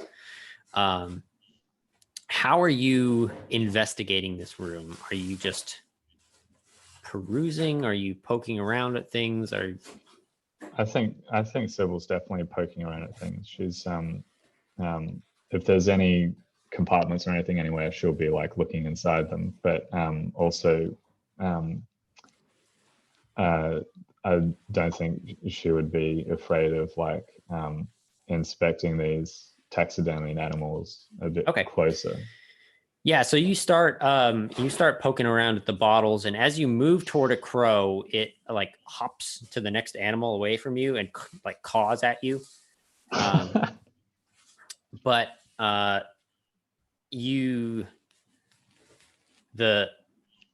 big thing happens when you touch one of the animals. You reach out, and before it even moves, before you even push it at all, you feel a pair of wings on your face as one of these crows has launched itself directly at you. And more of them are filtering down now from the floor above, down through the ladder, and are starting to fill this room. Kell or Kell or Skarloc. I'm sorry, I keep forgetting that name. What are you guys doing while this cacophony is happening? Well, I think as somebody who is familiar with hunting and with beasts, I think I've been checking out these taxidermied animals, and you've mentioned that they have human teeth. Does this look like skilled taxidermy work? Would I recognize it as Yes, whoever has done this is very practiced. Right. Okay, so and are these all familiar animals from the surrounding woods? And yeah, it's mostly like raccoons and small cats, and there's an opossum that looks really weird with human teeth in it. The teeth, do they look recent? Do they look adult? Do they look like all of the teeth are very small, right? But there is not a whole lot of other defining features. There's okay, right. I think Cal would have stayed behind because he's pretty big and they can go look at weird animals. But there's this other room in the second floor. Okay. Yeah, and I mean, maybe there's something here, right? Just to keep safe, be vigilant, I guess. See if there's places where we might find shelter or something like that. Yeah. Because if these crows come back again, that might not be too good. And so I think two things are going to happen at the same time. The first thing that happens is Kell is walking around in this kind of second floor and is looking around, kind of perusing the bed. And as you look behind the bed, there are 4 children who are huddled up in the corner, terrified, hiding in the bed. One of them is holding a dagger in the front, and you recognize him. And the rest are huddled up in the corner, and they see you, and their eyes go big, and you hear a thunk from above. And The two that are in the floor above are in this swirl of crows that is flying and flapping around. And then you also hear a thunk that is right next to you. And standing in front of you is not quite a man, but if you were looking at it on a dark night, you would think it was a man. He looks like an old man wearing a long black cloak, except that the cloak is entirely raven feathers. And when you look underneath the feathers, there is not there's no flesh. It is entirely a mass of bird bones, small, tiny bones that are kind of jigsaw puzzled into place to form the general structure of a human. And it speaks to you in the voice that you heard before. You do not belong here. This is my home. Leave now.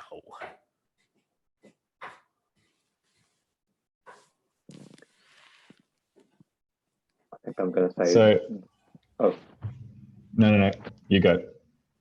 That these children do not belong here either, and we're just here to take them, and we'll leave you be.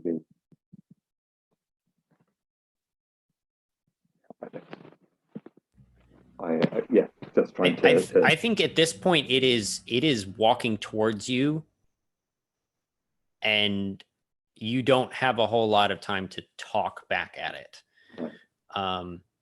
So what is the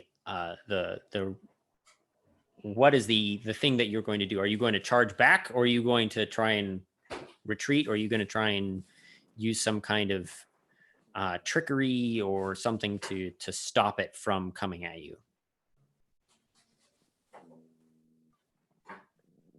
I think my instinct is probably to get back down the ladder as quickly as possible, but if it's pretty much on top of me, I have my skinning knife that I'll use to defend myself if it's too late for that.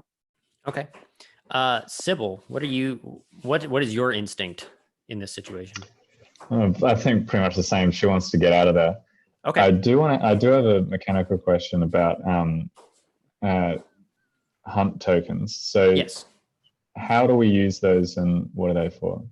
So at any point, you can spend 3 of them to achieve the goal of the set, which in this case is to rescue the children.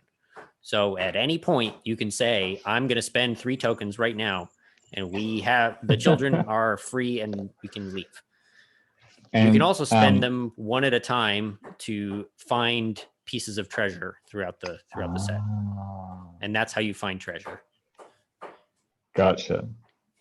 And are they shared? Like when someone succeeds on a hunt roll, that adds to the party's token pool, or is it individual? The tokens are individual. The gold that you earn is individual. You can pool them together to meet the 3. Gotcha. So if you have 2, you're allowed to say, hey, I've got 2 tokens. Does somebody want to spend a 3rd one? And we can just finish this right now. That's something you can do. Or you could conceivably just rescue the children, get out, and without spending any hunt tokens, right? And then use the hunt tokens somewhere else. Correct. So if you were able to narratively finish the scene, then you don't need to spend the tokens at all. And you can spend that to get more gold. But if at any point you want to just say, we're done, we're just going to finish this and move on, then you can do that. Cool. All right. So do we want to spend the hunt tokens, everybody? Or do we want to try and resolve this with a narrative? I mean, we could use them to spend them in the cemetery to find the secret of the Abbey. That might be interesting, because I feel we're pretty far along here anyway with the children. We found them. That's true. We just need to get them out of here. And then we need to get rid of this Raven dude. And I guess that's part of Secret of the Abbey, right? That might be more, I don't know, that's just my thought. Let's go with it. Okay. All right, so what Sybil's doing is she's just making a run for it. She's diving for the ladder to get away from this thing. Okay. And Kel will try to calm the children, I guess, and not get stabbed by the boy. But he will tell them that he's here to protect them from whatever bad thing is taking them over, and he will argue that he is used to protecting people and that they can maybe kind of trust him. He doesn't want them to be, he wants them to take them back to their parents, right? They miss their kids. They're worried, sick about you. You should come with me. Okay. And us. Let's resolve the people who are upstairs first. So who wants to actually do the risk roll? Who was farther into the room when this happened? I feel like probably Sibil would have been further into the room based Okay. on how the scene had been described and how much you did a bunch of investigating. That makes sense. So yeah, why don't you give me a risk roll to try and get out and I would like to she's got a pouch of glass marbles. She as she is running for the ladder, she spills that behind her to try and hopefully trip the or at least slow the pursuit of this raven figure. Yeah. Okay. So you do this, and what could go wrong here? Oh, well, quite a few things. I think for starters, the marbles, if depending on where Skarloc is in the room, the marbles could potentially hinder Skarloc as well. They could. I think the simple thing here is that you can't get away in time, and we go into combat.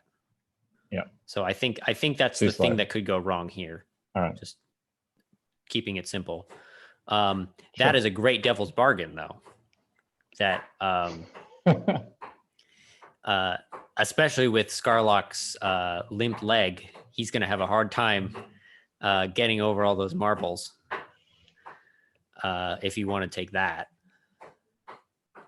Skarloc, are you okay with me taking that bargain since that does affect you? Yeah. All right. Let's do it. All so right. That's the 3 dice then? So that is 2 light dice. Right, because and then you're allowed to keep 1. adding dark dice to it until you either are happy or you have the dark dice be the highest one. And devil's bargains are dark dice, is that right? No, so you just roll 2 light dice. Okay.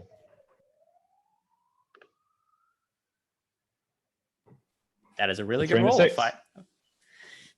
You got your 6? Cool. No. How describe how these marbles get in Skarloc's way? Given that it's a pouch, like she basically just hurls this whole pouch onto the ground, and they spill absolutely everywhere. I feel like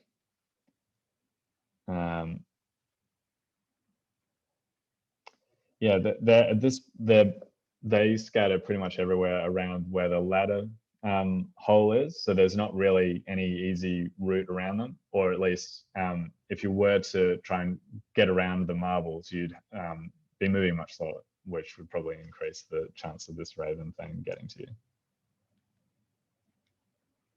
Okay, you good with that, Skarloc? Yeah. Okay. So the two of you are scrambling backwards, trying to get down the stairs. Kel, you're trying to calm down these children. Yeah. And so you're just kind of like, it's okay, calm Mhm. down. Yeah, because this worked so well last time. Well, yeah, but maybe I mean, I'm thinking about their parents, right? I mean, reminding them that there's I somebody will tell there you that one who of them loves is them. Lucy. Yes, I thought so. So I will look at Lucy and I say, hey, look, Lucy, I know your father. He misses you. He's cried. He didn't even cry when he sold the restaurant. So, but he's cried for you. So come on, this is important. Okay. Yeah. So I think that little spark of recognition is what's going to let you do this again and try and get Mhm. something better. So I honestly think this is a hunt roll because Okay. you are trying to you are pressing deeper in pursuit of the goal of saving Yeah. these children. Okay. Yeah, sure. I'm trying to use protection because I mean I'm trying to protect them here. Yeah. That's what I'm doing. So I'm rolling 2 light dice, right? Mhm. And I'll do that. Roll. Wow, I've rolled a 3. A 1 and a 3. Yeah, that's not so great. Damn. I'm not good with children. I think So Hal's just not good with children. you didn't have the 1 be the highest dice, which is real bad. But Mhm. so something Encounter terrible something happens. terrible. Okay. And I think the something terrible is that there's a there's a brief flash of recognition in their face, and that is replaced by a blank expression on all of their faces at the same instant, and they rush you. Oh no. Okay. Yeah, I stumble back and I try to get away from them. I don't want to. It's mainly that I don't want to hurt them more than I don't want to get hurt myself, obviously. Okay. Yeah, so the one in front is coming at you with a dagger. The rest of them are like grabbing at your limbs, trying to pull you down. And Skarloc and Sibil, you are rushing down the ladder and you look over and see this scene. What do the two of you do?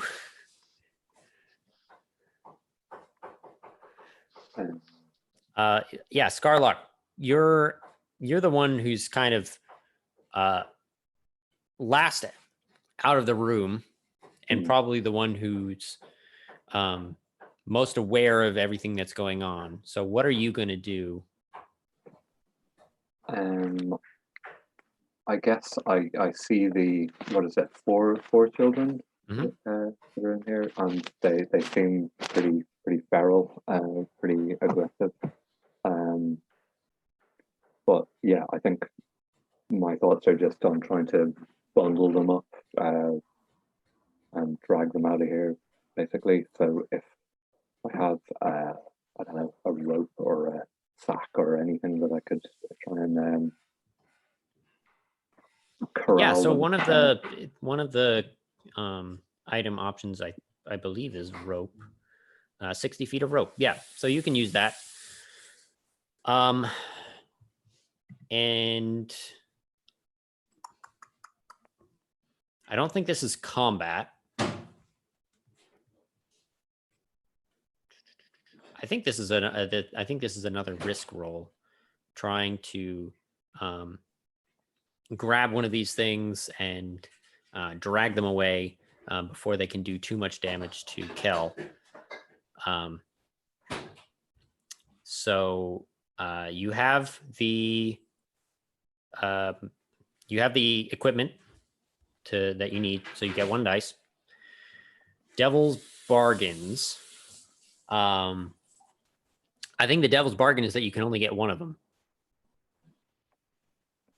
and so you're going to help, but it's not going to completely alleviate the situation. And it's going to be probably up to either Sibil or Kell to figure out how to deal with the rest of them. Does anybody else have a devil's bargain that they want to throw in?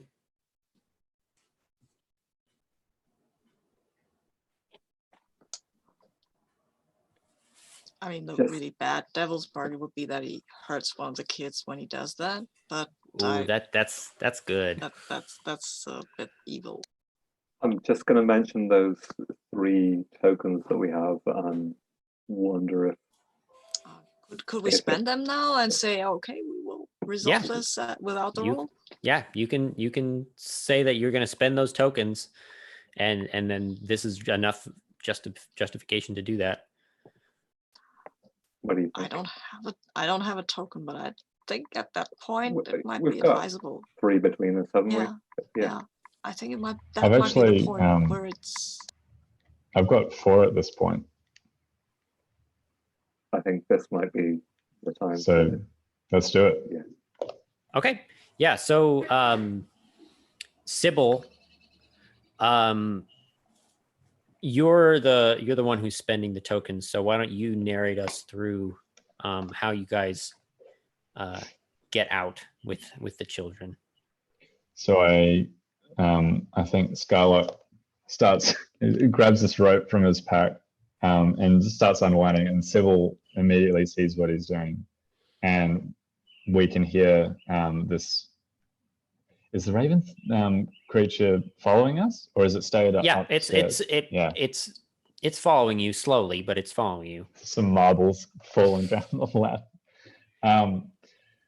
So we sort of are all in a rush, all 3 of us, with this rope and trying to like capture these children, and we managed to sort of bind all of them. And yeah, maybe just I'm wondering- bind the guy with the knife, the kid with the knife, and then Yeah, we yeah, can yeah. grab the smaller, or Cal can grab the 2 smaller ones and just lift them under his arms. I mean, going down ladder with them is a bit of a challenge, but he's mainly hurt from the crows, and that's not that bad. He thinks might be infected. Okay. Okay. Maybe we can, when once we've bound the kid with a knife and maybe one of the other ones, we're able to like in just the sort of panic of everything that's happening, we're able to sort of like hound the other 2 down the ladder, so that we don't have to think of a way for 3 people to carry 4 children while also descending a ladder. Drop them down. Just kick them down. Yeah, it's only 20 No, feet. I mean, when Skarloc is down, then hand one down, hand the other down, and then go down. Yeah, that's a good plan. I like that. Yeah, totally. Cool. So you're frantically handing kids through the hole in the floor as ravens start to fill the room, and then you, the now 7 of you, rush out the front door, and this flock of ravens goes out the door after you, and then immediately turns up and starts to spiral up the tower, and then goes into an upper floor window and doesn't come out. The kids they're not struggling anymore, but they still have this kind of milky, glassy-eyed look to them. And so that might take a little while to wear off. How are you going to keep them from running off while you guys explore the rest of this abbey? Because you guys can't go back yet. You don't have any treasure. Pretty sure we could tie them up, bundle them up, tie them to a tree or something like that. Yeah, spend the rope that you have. Yeah. I mean, we can let's tie them up somewhere where wild animals can get at them. You're the ranger. You would probably know some place where we could leave them safely. Does anybody know these other 3 kids? I mean, this is Lucy. I know her. But these? Is Charles in this group? Yeah, one of them is Charles. Oh, brilliant. They look pretty like they've spent years in the forest. Or in the Abbey, I guess. They look pretty bad. Don't even want to know what they've been eating. Yeah, so you guys kind of tie them up near the front gates, hoping that they'll kind of stay put and not go anywhere. And so the two places that are left, you guys can continue exploring the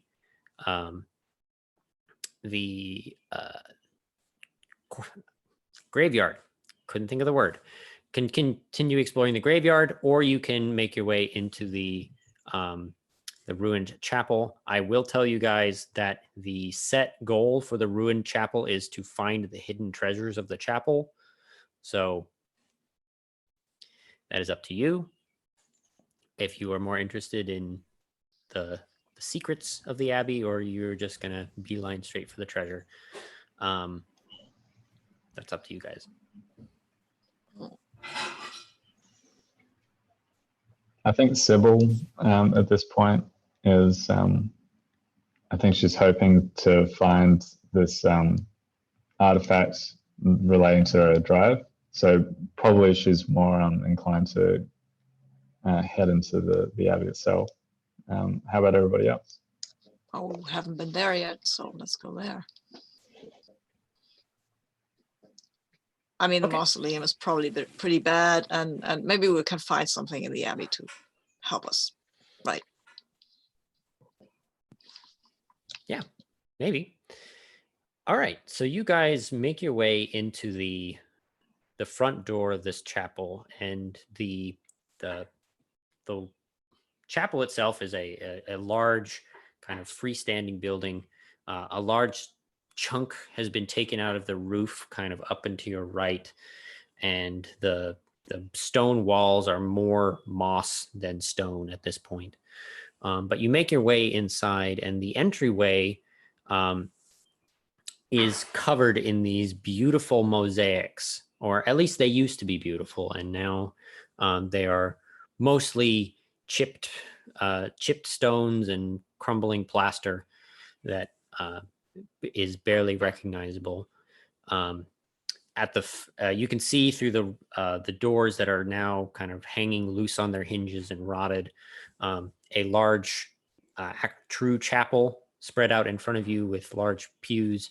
At the far end is this very large altar with a now very dirty and bedraggled piece of cloth draped over the altar. And even behind that is a huge, massive organ with rusted pipes and keys that look like every third one is probably missing.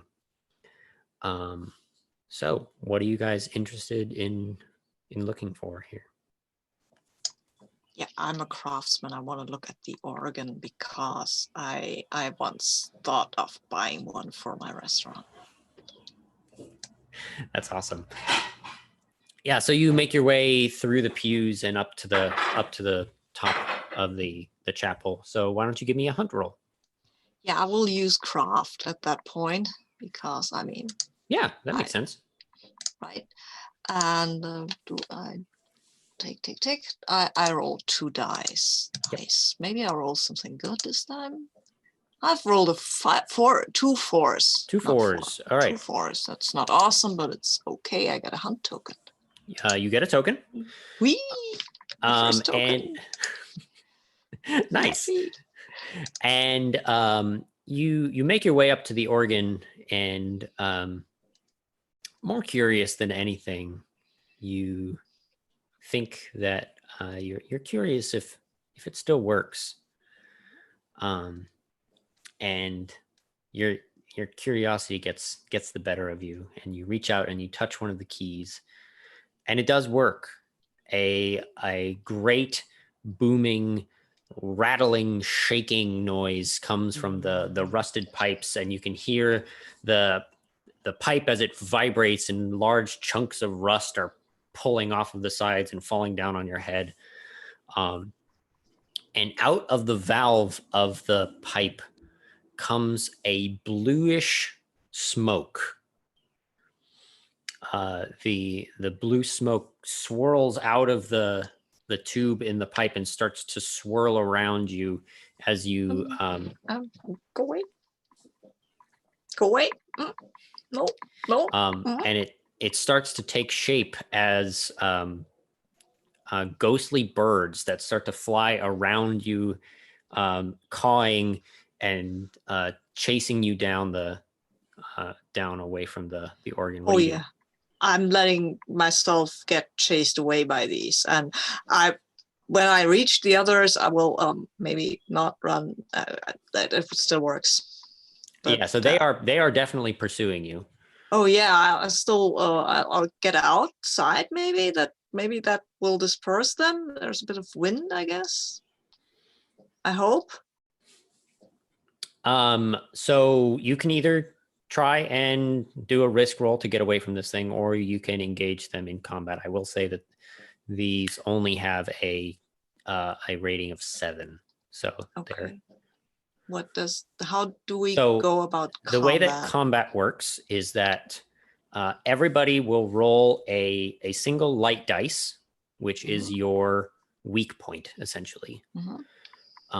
And then that is the number that is your weakness, essentially. And so if you roll that number during combat, or anybody rolls that number during combat, you will take a hit. Oh. And then actual combat is everybody who is engaged in combat will roll a dark dice. And if the sum of the 2 highest dark dice is greater than the challenge of the creature, then you defeat it. Sorry, equal to or greater. Okay. So you would have to roll equal to or greater than a 7 on potentially 3 dice. Will you help me? Please? Absolutely, yeah. Okay, then let's fight these things. I think Kel is, Kel is not happy with fighting things, but yeah. I mean, he's a bodyguard, but that means mostly sitting around and growling at people and not really fighting. But he will draw his crummy sword and hit these thingies. Yeah, so as you're fleeing down the stairs, more of these ghostly crows are starting to filter out of the organ, or chasing you down the steps. And Sibil and Skarloc, how are you guys kind of preparing for this thing approaching you? So I want you to tell me how you're fighting it, and also say one way that you are leaving yourself open. I have my longbow, so I'm drawing that. I'm trying to get a clear shot, but while it's this wispy form is ahead of me, trying to focus on it. It's getting closer, so by the time I aim and take the shot, if I miss, it'll be right on top of me. Okay. And Sibil has drawn her rapier, but so she's just going to be trying to jab at them, which I imagine will be quite difficult. But spooky crows. Yeah, and how are you leaving yourself open to attack? So I imagine, like, in order to even hit these things at all with a rapier, she's going to need to let them get really close, and it's not a swinging weapon, so she's gonna need to be very precise, which is really, she's gonna be needing to focus. I imagine her awareness of her surroundings is probably not going to be amazing. Yep. And Kel, how are you leaving yourself open? I mean, there are more than one of these crows per one of us, right? So I'm thinking Kel is just standing there and trying to hit them with his sword, but that doesn't mean that if he hits one of there, then another can come in from there. So there's lots of open points in Kel's defense, but he's got armor. Okay, yeah. So Each of you rolls one light dice, and you keep Yeah. that for yourself, and that is your Yeah. weak spot. Yeah, that's the orange one. It's mine. Okay.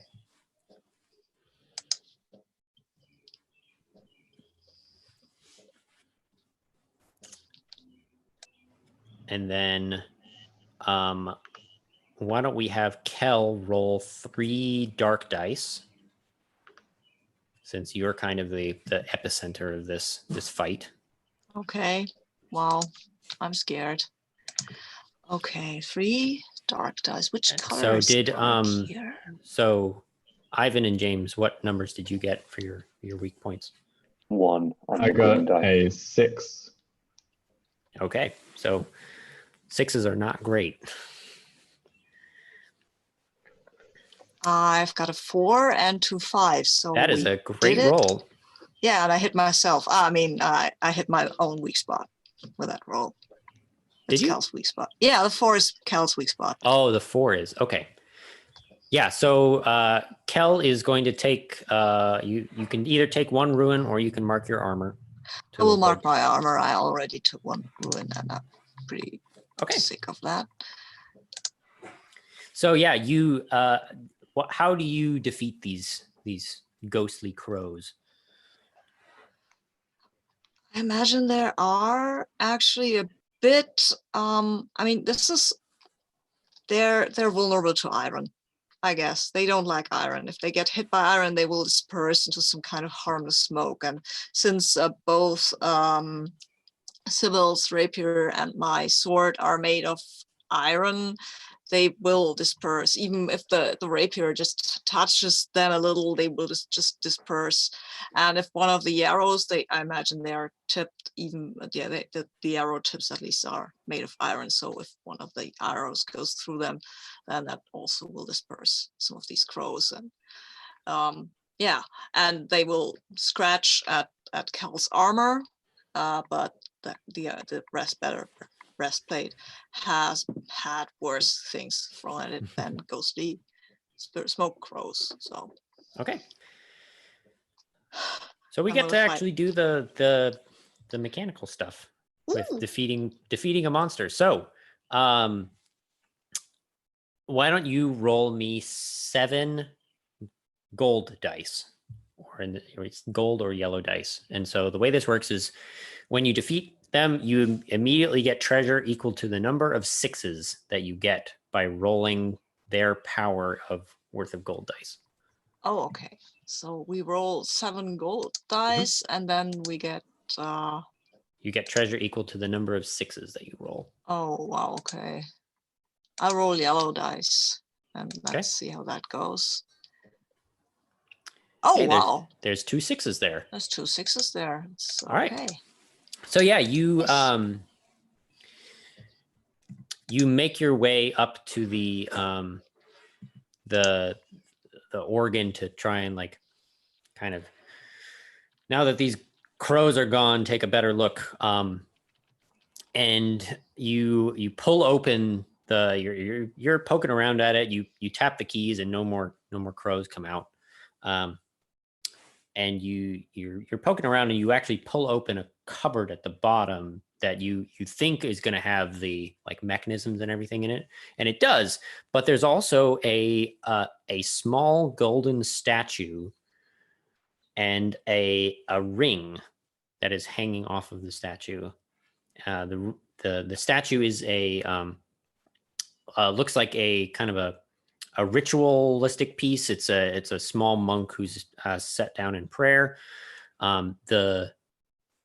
It's very dusty and very dirty, but it's still very easily recognizable as gold. And the ring has a bright green stone in it. You can't. It might be an emerald. It's hard to tell, but it's probably worth something. So both of those are each worth 1 gold.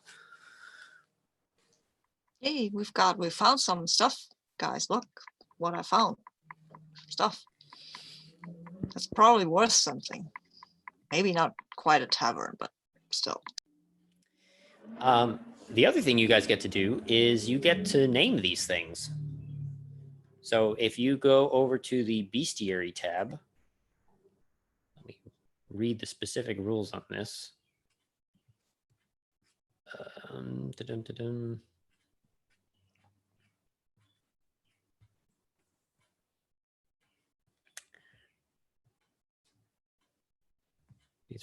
These rules are not super well laid out. In addition to the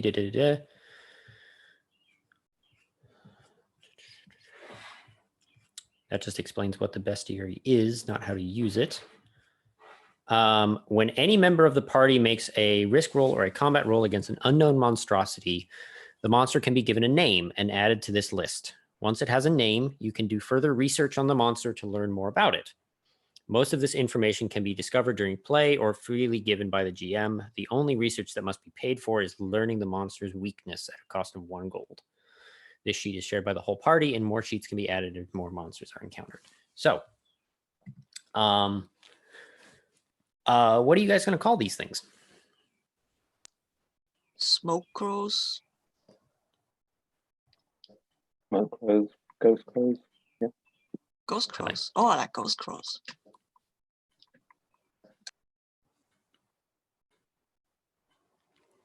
I do like that. And you might as well, because it does say risk rolls. You also get to add things on here. So we are right about at the top of the hour. So right before, let's finish this off, and then we'll take a break.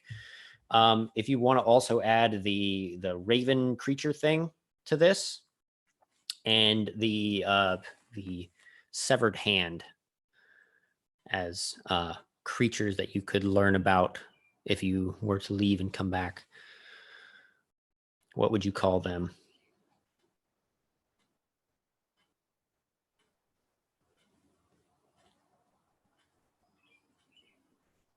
Corpse claw, or Sorry, I didn't get that. corpse claw, or Corpse claw. something, I don't know. I do like corpse claw. That's fun. Corpse claw. Fun. What do they call the crow man? What is it? Raven bones. Yeah. I like that.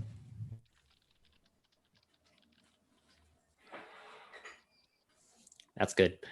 I will tell you that the corpse claws have a power of 4, and raven bones has a power of 10. Okay, so here. So he would be a tricky fight. Although if you had rolled the same as you did last time, you would have beat him. But Yeah.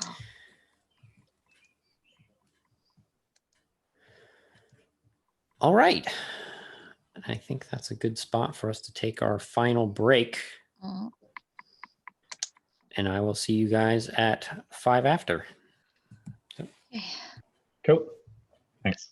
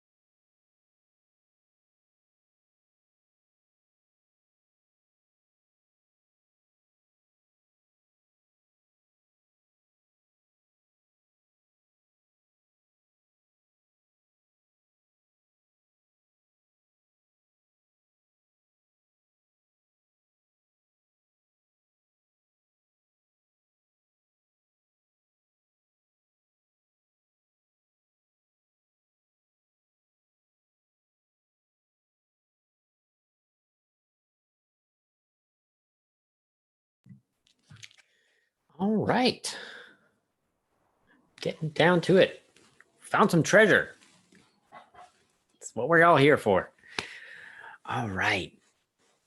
So, you have successfully defeated the ghost crows. You have explored the contents of this this chapel organ, and now you are in the chapel itself. Again, there are the mosaics that kind of line the entryway that are these beautiful or once beautiful pieces of art. And you have the large altar at the far end and all the pews in between. There's something that people are particularly interested in exploring.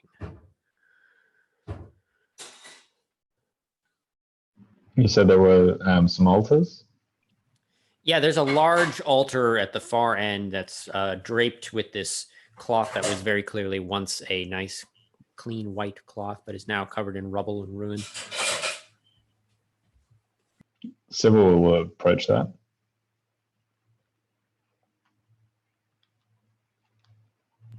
All right, so you make your way up to the altar, which is at this point covered in pieces of the ceiling that have now fallen down on top of it, crushed portions of it. But there's a large cloth that drapes over the main part of it. Small stumps of candles are organized around the surface and have melted into the cloth. There's a couple of unrecognizable stains in certain parts of it that you don't truly know what they came from, but probably can't be anything good. What are you looking for? Actually, we should probably just have this be a hunt roll and get you some tokens so you can find some treasure. So let me clean up the roll for your party a little bit.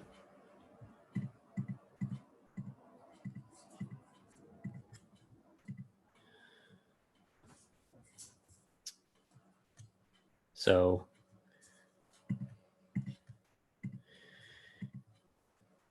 you have one dice just from exploring.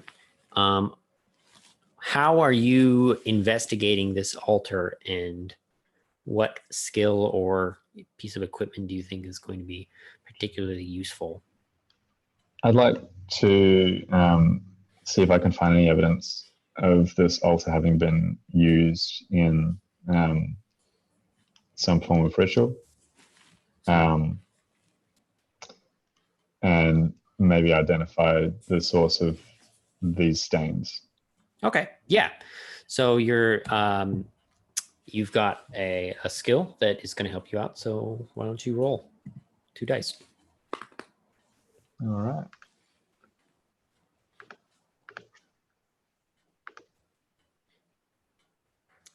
4 and a 5 and a 1. 5 and a 1. Okay. It's weird how the dice like finishes rolling and then the number changes like a second later. Yeah, I think there's a bit of lag coming from this dice system. It's been doing this for the last 1 or 2 weeks, I think, when you think, oh wow, this was an amazing, oh no, it wasn't. I think it might have to do with the fact that there's a lot more people playing online games now. So, I think you're probably right. Yeah. So you get a token, and you're exploring this this altar, and what I think happens is you lift up the kind of altar cloth that's draped over this, and there's dust that's falling everywhere. But you pull it up and you don't notice that some of the dust is not quite the same color. And when you look underneath, you see 2 things. You see a large circular brass plate with a keyhole in the middle. and you see a large collection of puff spore mushrooms that you have just almost like ripped in half by lifting the cloth up and have now spewed spores all up in your face. And so I think I'm going to give you the condition of poisoned. All right.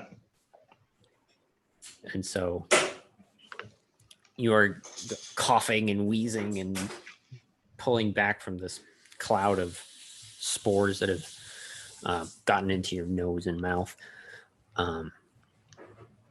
But you did find a little keyhole that you can probably do something with. Interesting.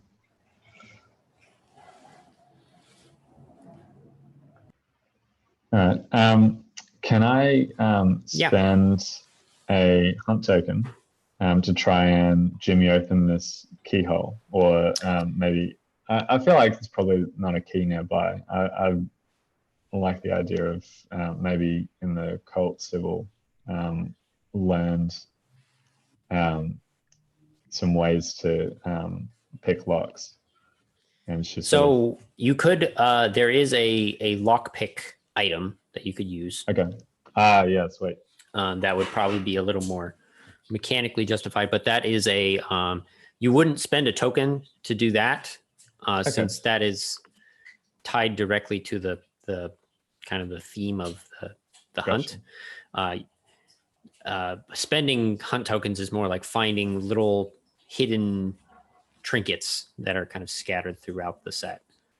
Right. So you could try and do a hunt roll and justify it by saying that you have this this lockpick that you brought with you, and to get the second dice, if you want to do that. Sounds good.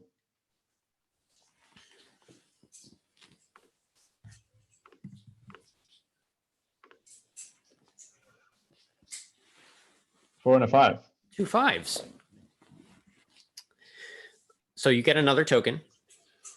Okay. And something terrible happens.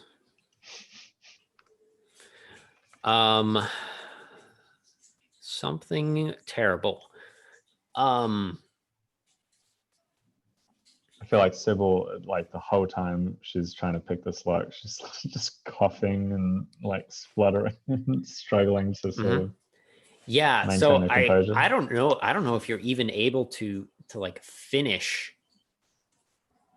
like completely picking the lock. Like you get the door almost open, but by this point your eyes are stinging, you're like crying with the pain in your eyes and your nose, and you have to back off, and you're pretty incapacitated until you take a break and kind of calm down for a second. Skarloc, what are you doing during all of this?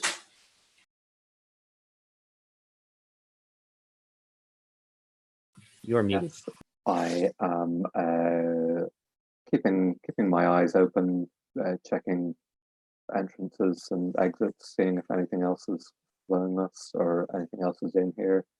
And then, as I notice, yeah, I think the spores and the coughing has drawn my attention now, so I'm just going to check that my companion is okay and see what's going on. Okay. Help with anything?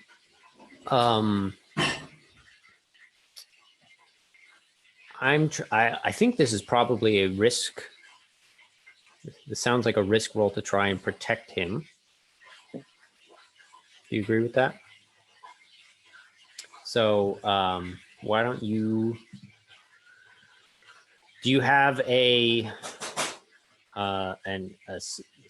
skill or a piece of the environment or an equipment that you think would be helpful right now?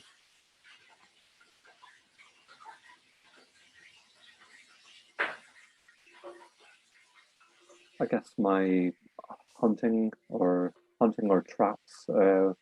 Don't know if either of those are any use. I would argue that your knowledge of plants, your knowledge of these, yeah, of course, your ability Totally forgot about to that. understand what these mushrooms were. Right. Okay. So 2 dice. Yeah. Yeah. So you get 1 dice for that, and then you get 1 dice if you accept a devil's bargain. Right.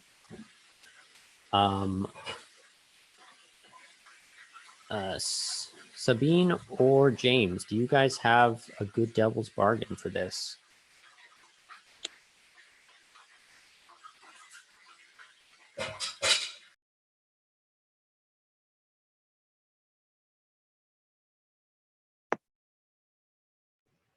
Sorry, no, not really. Maybe in treating Sibil, you catch there's some side effect of being near this this spore that's not like the like really immediate like instantaneous reaction, but something that will sort of catch up with you later. You could do that. Or maybe one of the pieces of equipment you're using gets spored up and is not readily you would not readily be able to use it again. Oh yeah, that's good. You have this pelt that you have, and maybe the spores get into the furs of the pelt, and so you need to like either leave that here or package it up, and you can't use it until you clean it properly. That'd be a good one. Yeah. So you can pick either one of those. I think I've noticed dusty spores all over my wool pelt, and I think I'm gonna have to discard that. Use it to brush off some of the spores away from the altar. Yeah, that's great. Yeah, so give me a risk roll with 2 light dice.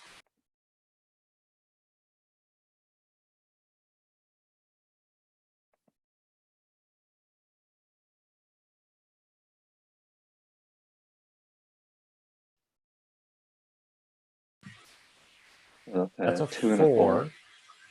You can add another dice. You can add a dark dice and try and get a better result. Mm-hmm. Yeah, why not?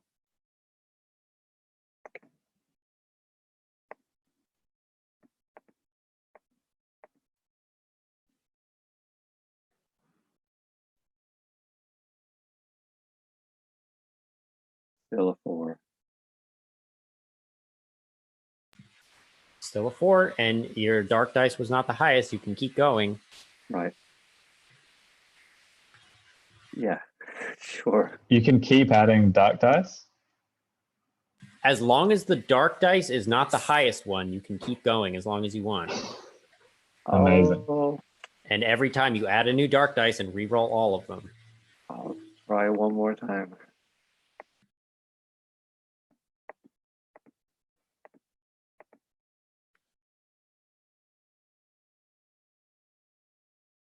Okay, so there's a 2 4s, and one of the 4s is a dark dice. So one of the dark dice is the highest, so that you have to stop there. Is that not just the same roll that it was before? I'm sorry, but the 1, the 3, the 4, and the 4, it's just exactly the same. All 4 of them. It's kind of weird. Yeah, don't you re-roll all of the dice when you add do a re-roll dark all the dice? You re-roll all of them. Maybe it didn't roll. Should I do that again, or? Yeah, just Okay. re-roll all 4 of them.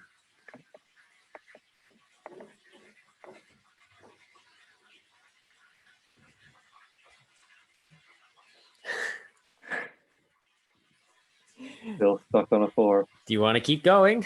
Yeah, sure. Okay. Add one more dark. Yeah.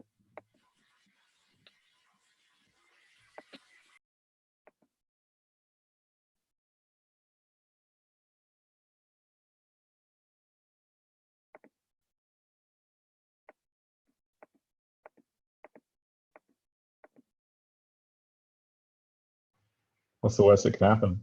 It's a 6. It is a it's not, 6. It worked out. Wow. Well Nice. done. That's insane. That's awesome. Yeah. So you use this pelt to try and like clean off Sibil a little bit, protect yourself from the spores. How do you protect yourself while you're doing this?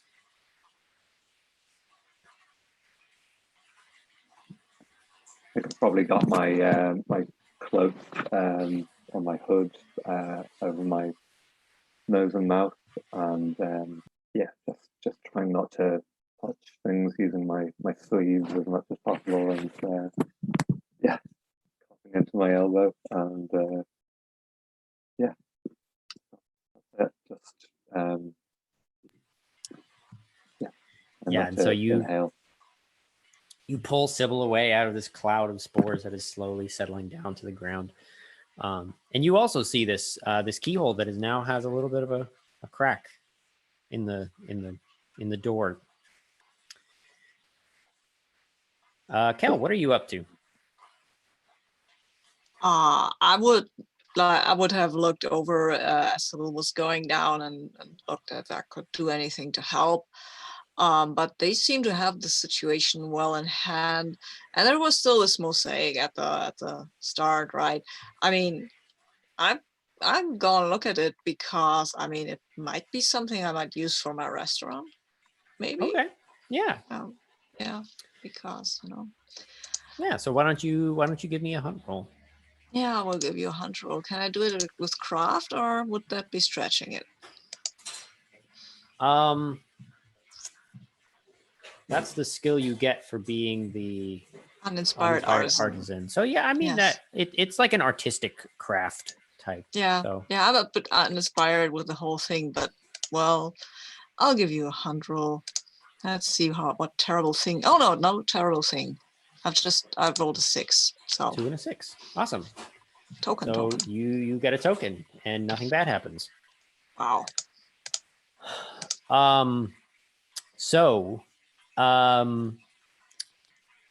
Would you like to spend this token immediately?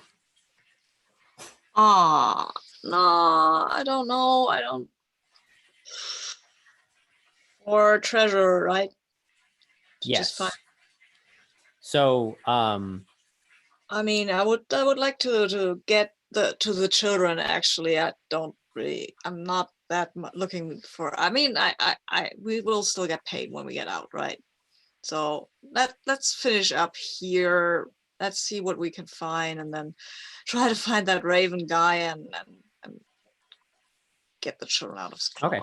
So yeah, so you you're looking over these mosaics, and the largest one is directly on the opposite wall behind where the door is. So if you come in the door and then you turn 180, the whole wall behind you is this big mosaic.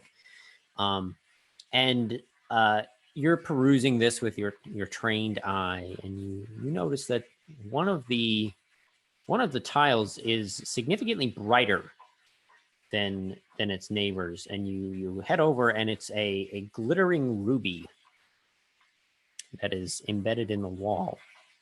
And you pull on it, and a cylinder actually comes out of the wall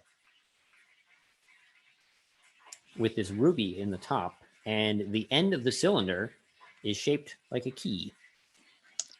Guys, I found a key. All right. Maybe and we could. This ruby is worth one gold. Oh, and we have a ruby and a key and a. Well, let's see what that will open, right? I've heard you were Sibyl supposed. will still coughing. It's just just pointing at the lock and the altar. Yeah, let's try if the key fits the lock. Yeah, it does. The door is already pretty much open, but it is very lucky that you had this key, because you turn the key in the lock, and as you pull the door of this small safe open, you can see that there is a trap right on the inside that using the correct key disabled the trap. And inside this safe looks to be a some kind of ritual set of implements that would probably be used in some kind of religious ceremony. There is a large gold chalice, an icon of Saint Woad that is gilded and has gemstones for its eyes, and a small golden scepter that's probably about 1.5 feet long. And each one of those is worth a gold. That's how much gold now? So I believe you by yourself have found 6. 1,000. Wow. Already. Okay. I mean, I found the 2 in the organ and the ruby, and now 3 in the altar, right? Okay, yep. That's 6 gold. Fine. That's great. Cool. And so you can split gold up between each other to cover burdens. Yeah. And should, maybe. The purse of gold that you're going to get at the end is 3 gold, so 1 each. So I think you guys are actually at a point where you could probably go back and meet all of your burdens. Yeah, we are. We got 3 gold from what was his name, Edwin, and we have 6 now. Then that would actually help. Yeah. Okay, so but should we go now? I mean, we still get 3 hunt tokens, so we could go to the cemetery and solve the whole thing, right? That's up to you. You can finish the cemetery. You can spend those tokens now to get more treasures, and then just head back and nice. use that extra gold to drop your ruin back down a little bit, clear some of your conditions. So maybe a good idea. Or learn the weaknesses of the Ravenbone guy.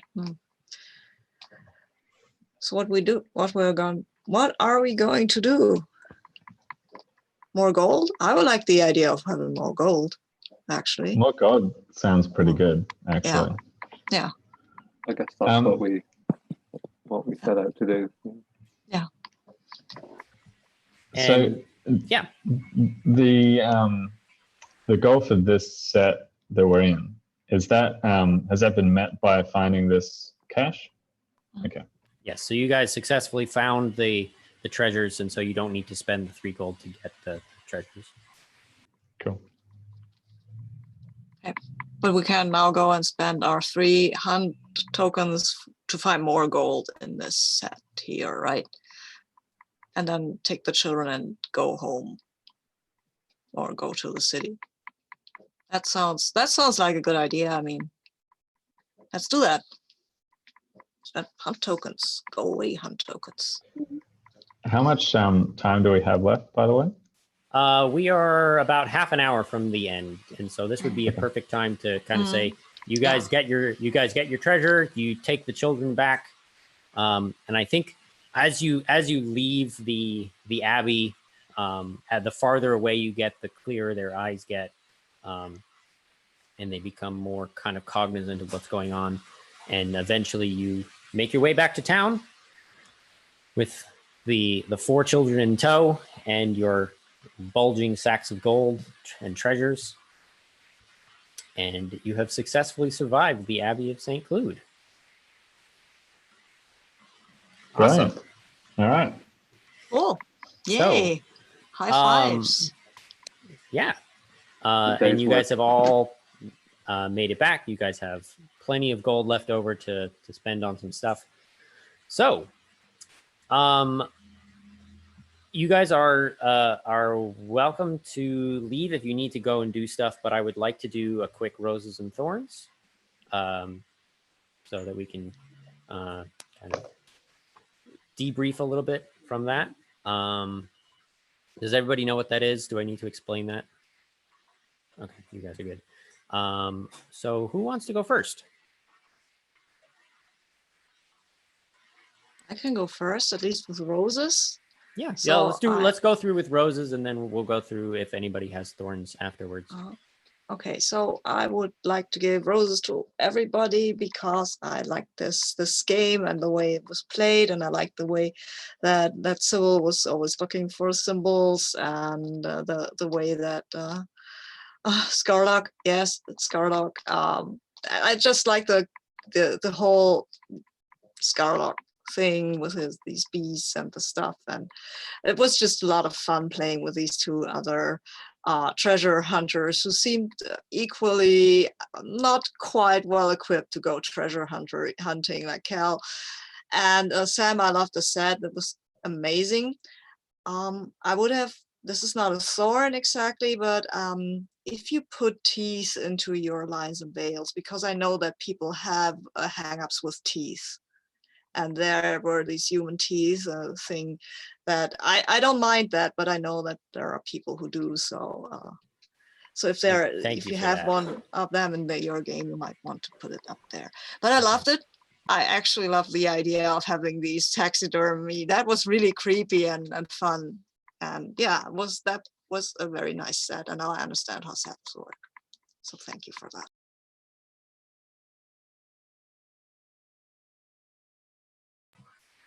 Thanks, Ivan. I've got one.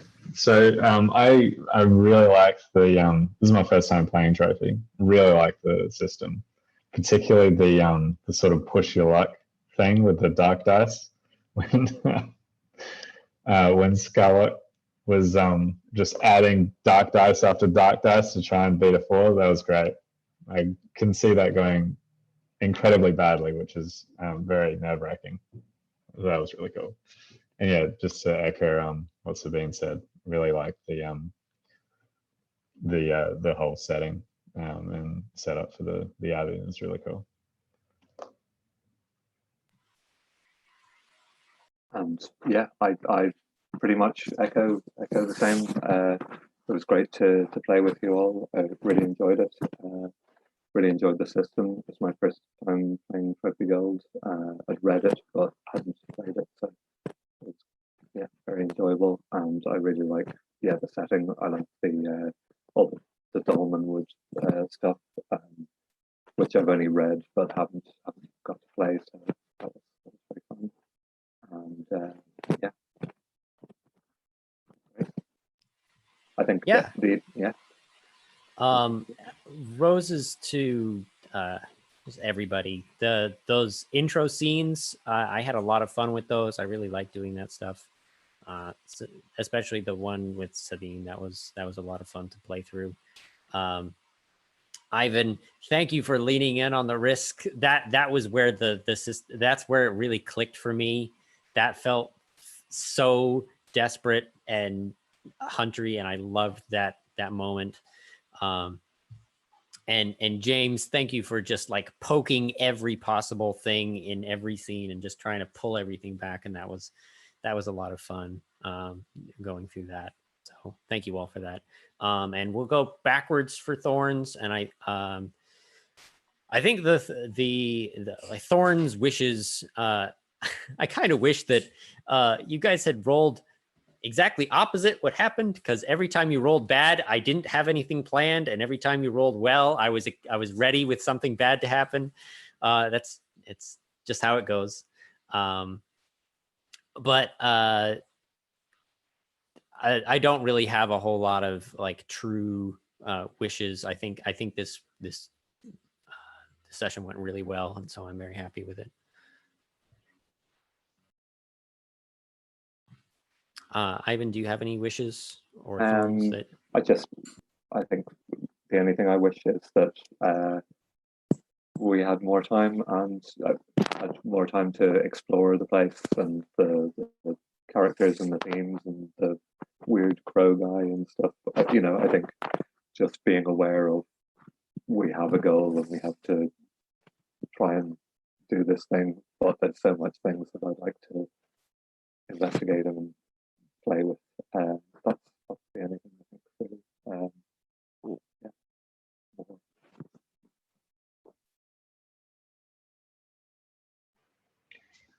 I don't really have any thorns.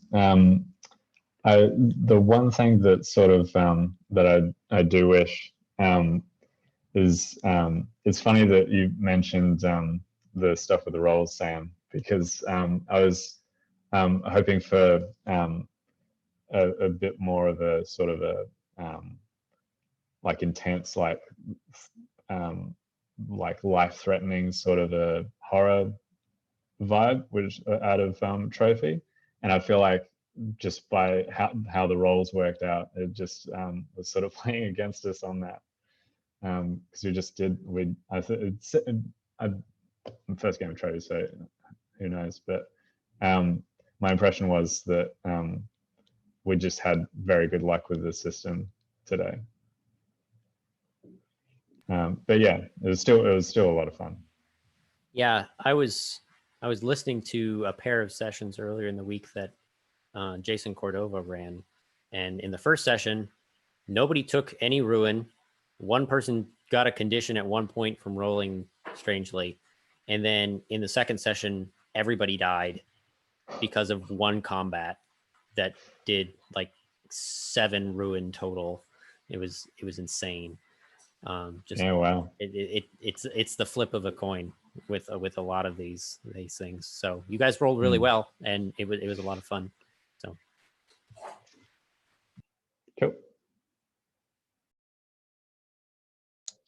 Yeah, I don't really have anything to add to it. I wish we would have had more time to investigate this and to maybe, but confronting the Raven dude, that would probably gone bad for us anyway. We would have needed to drag down his endurance a bit before we could go at him. So that would be something we would probably do in the second session if there was one. There's not, so we can just imagine that how triumphantly we vanquished that Raven guy. Yeah. Okay, cool. That's awesome. Thank you all. I'm going to stop the recording now.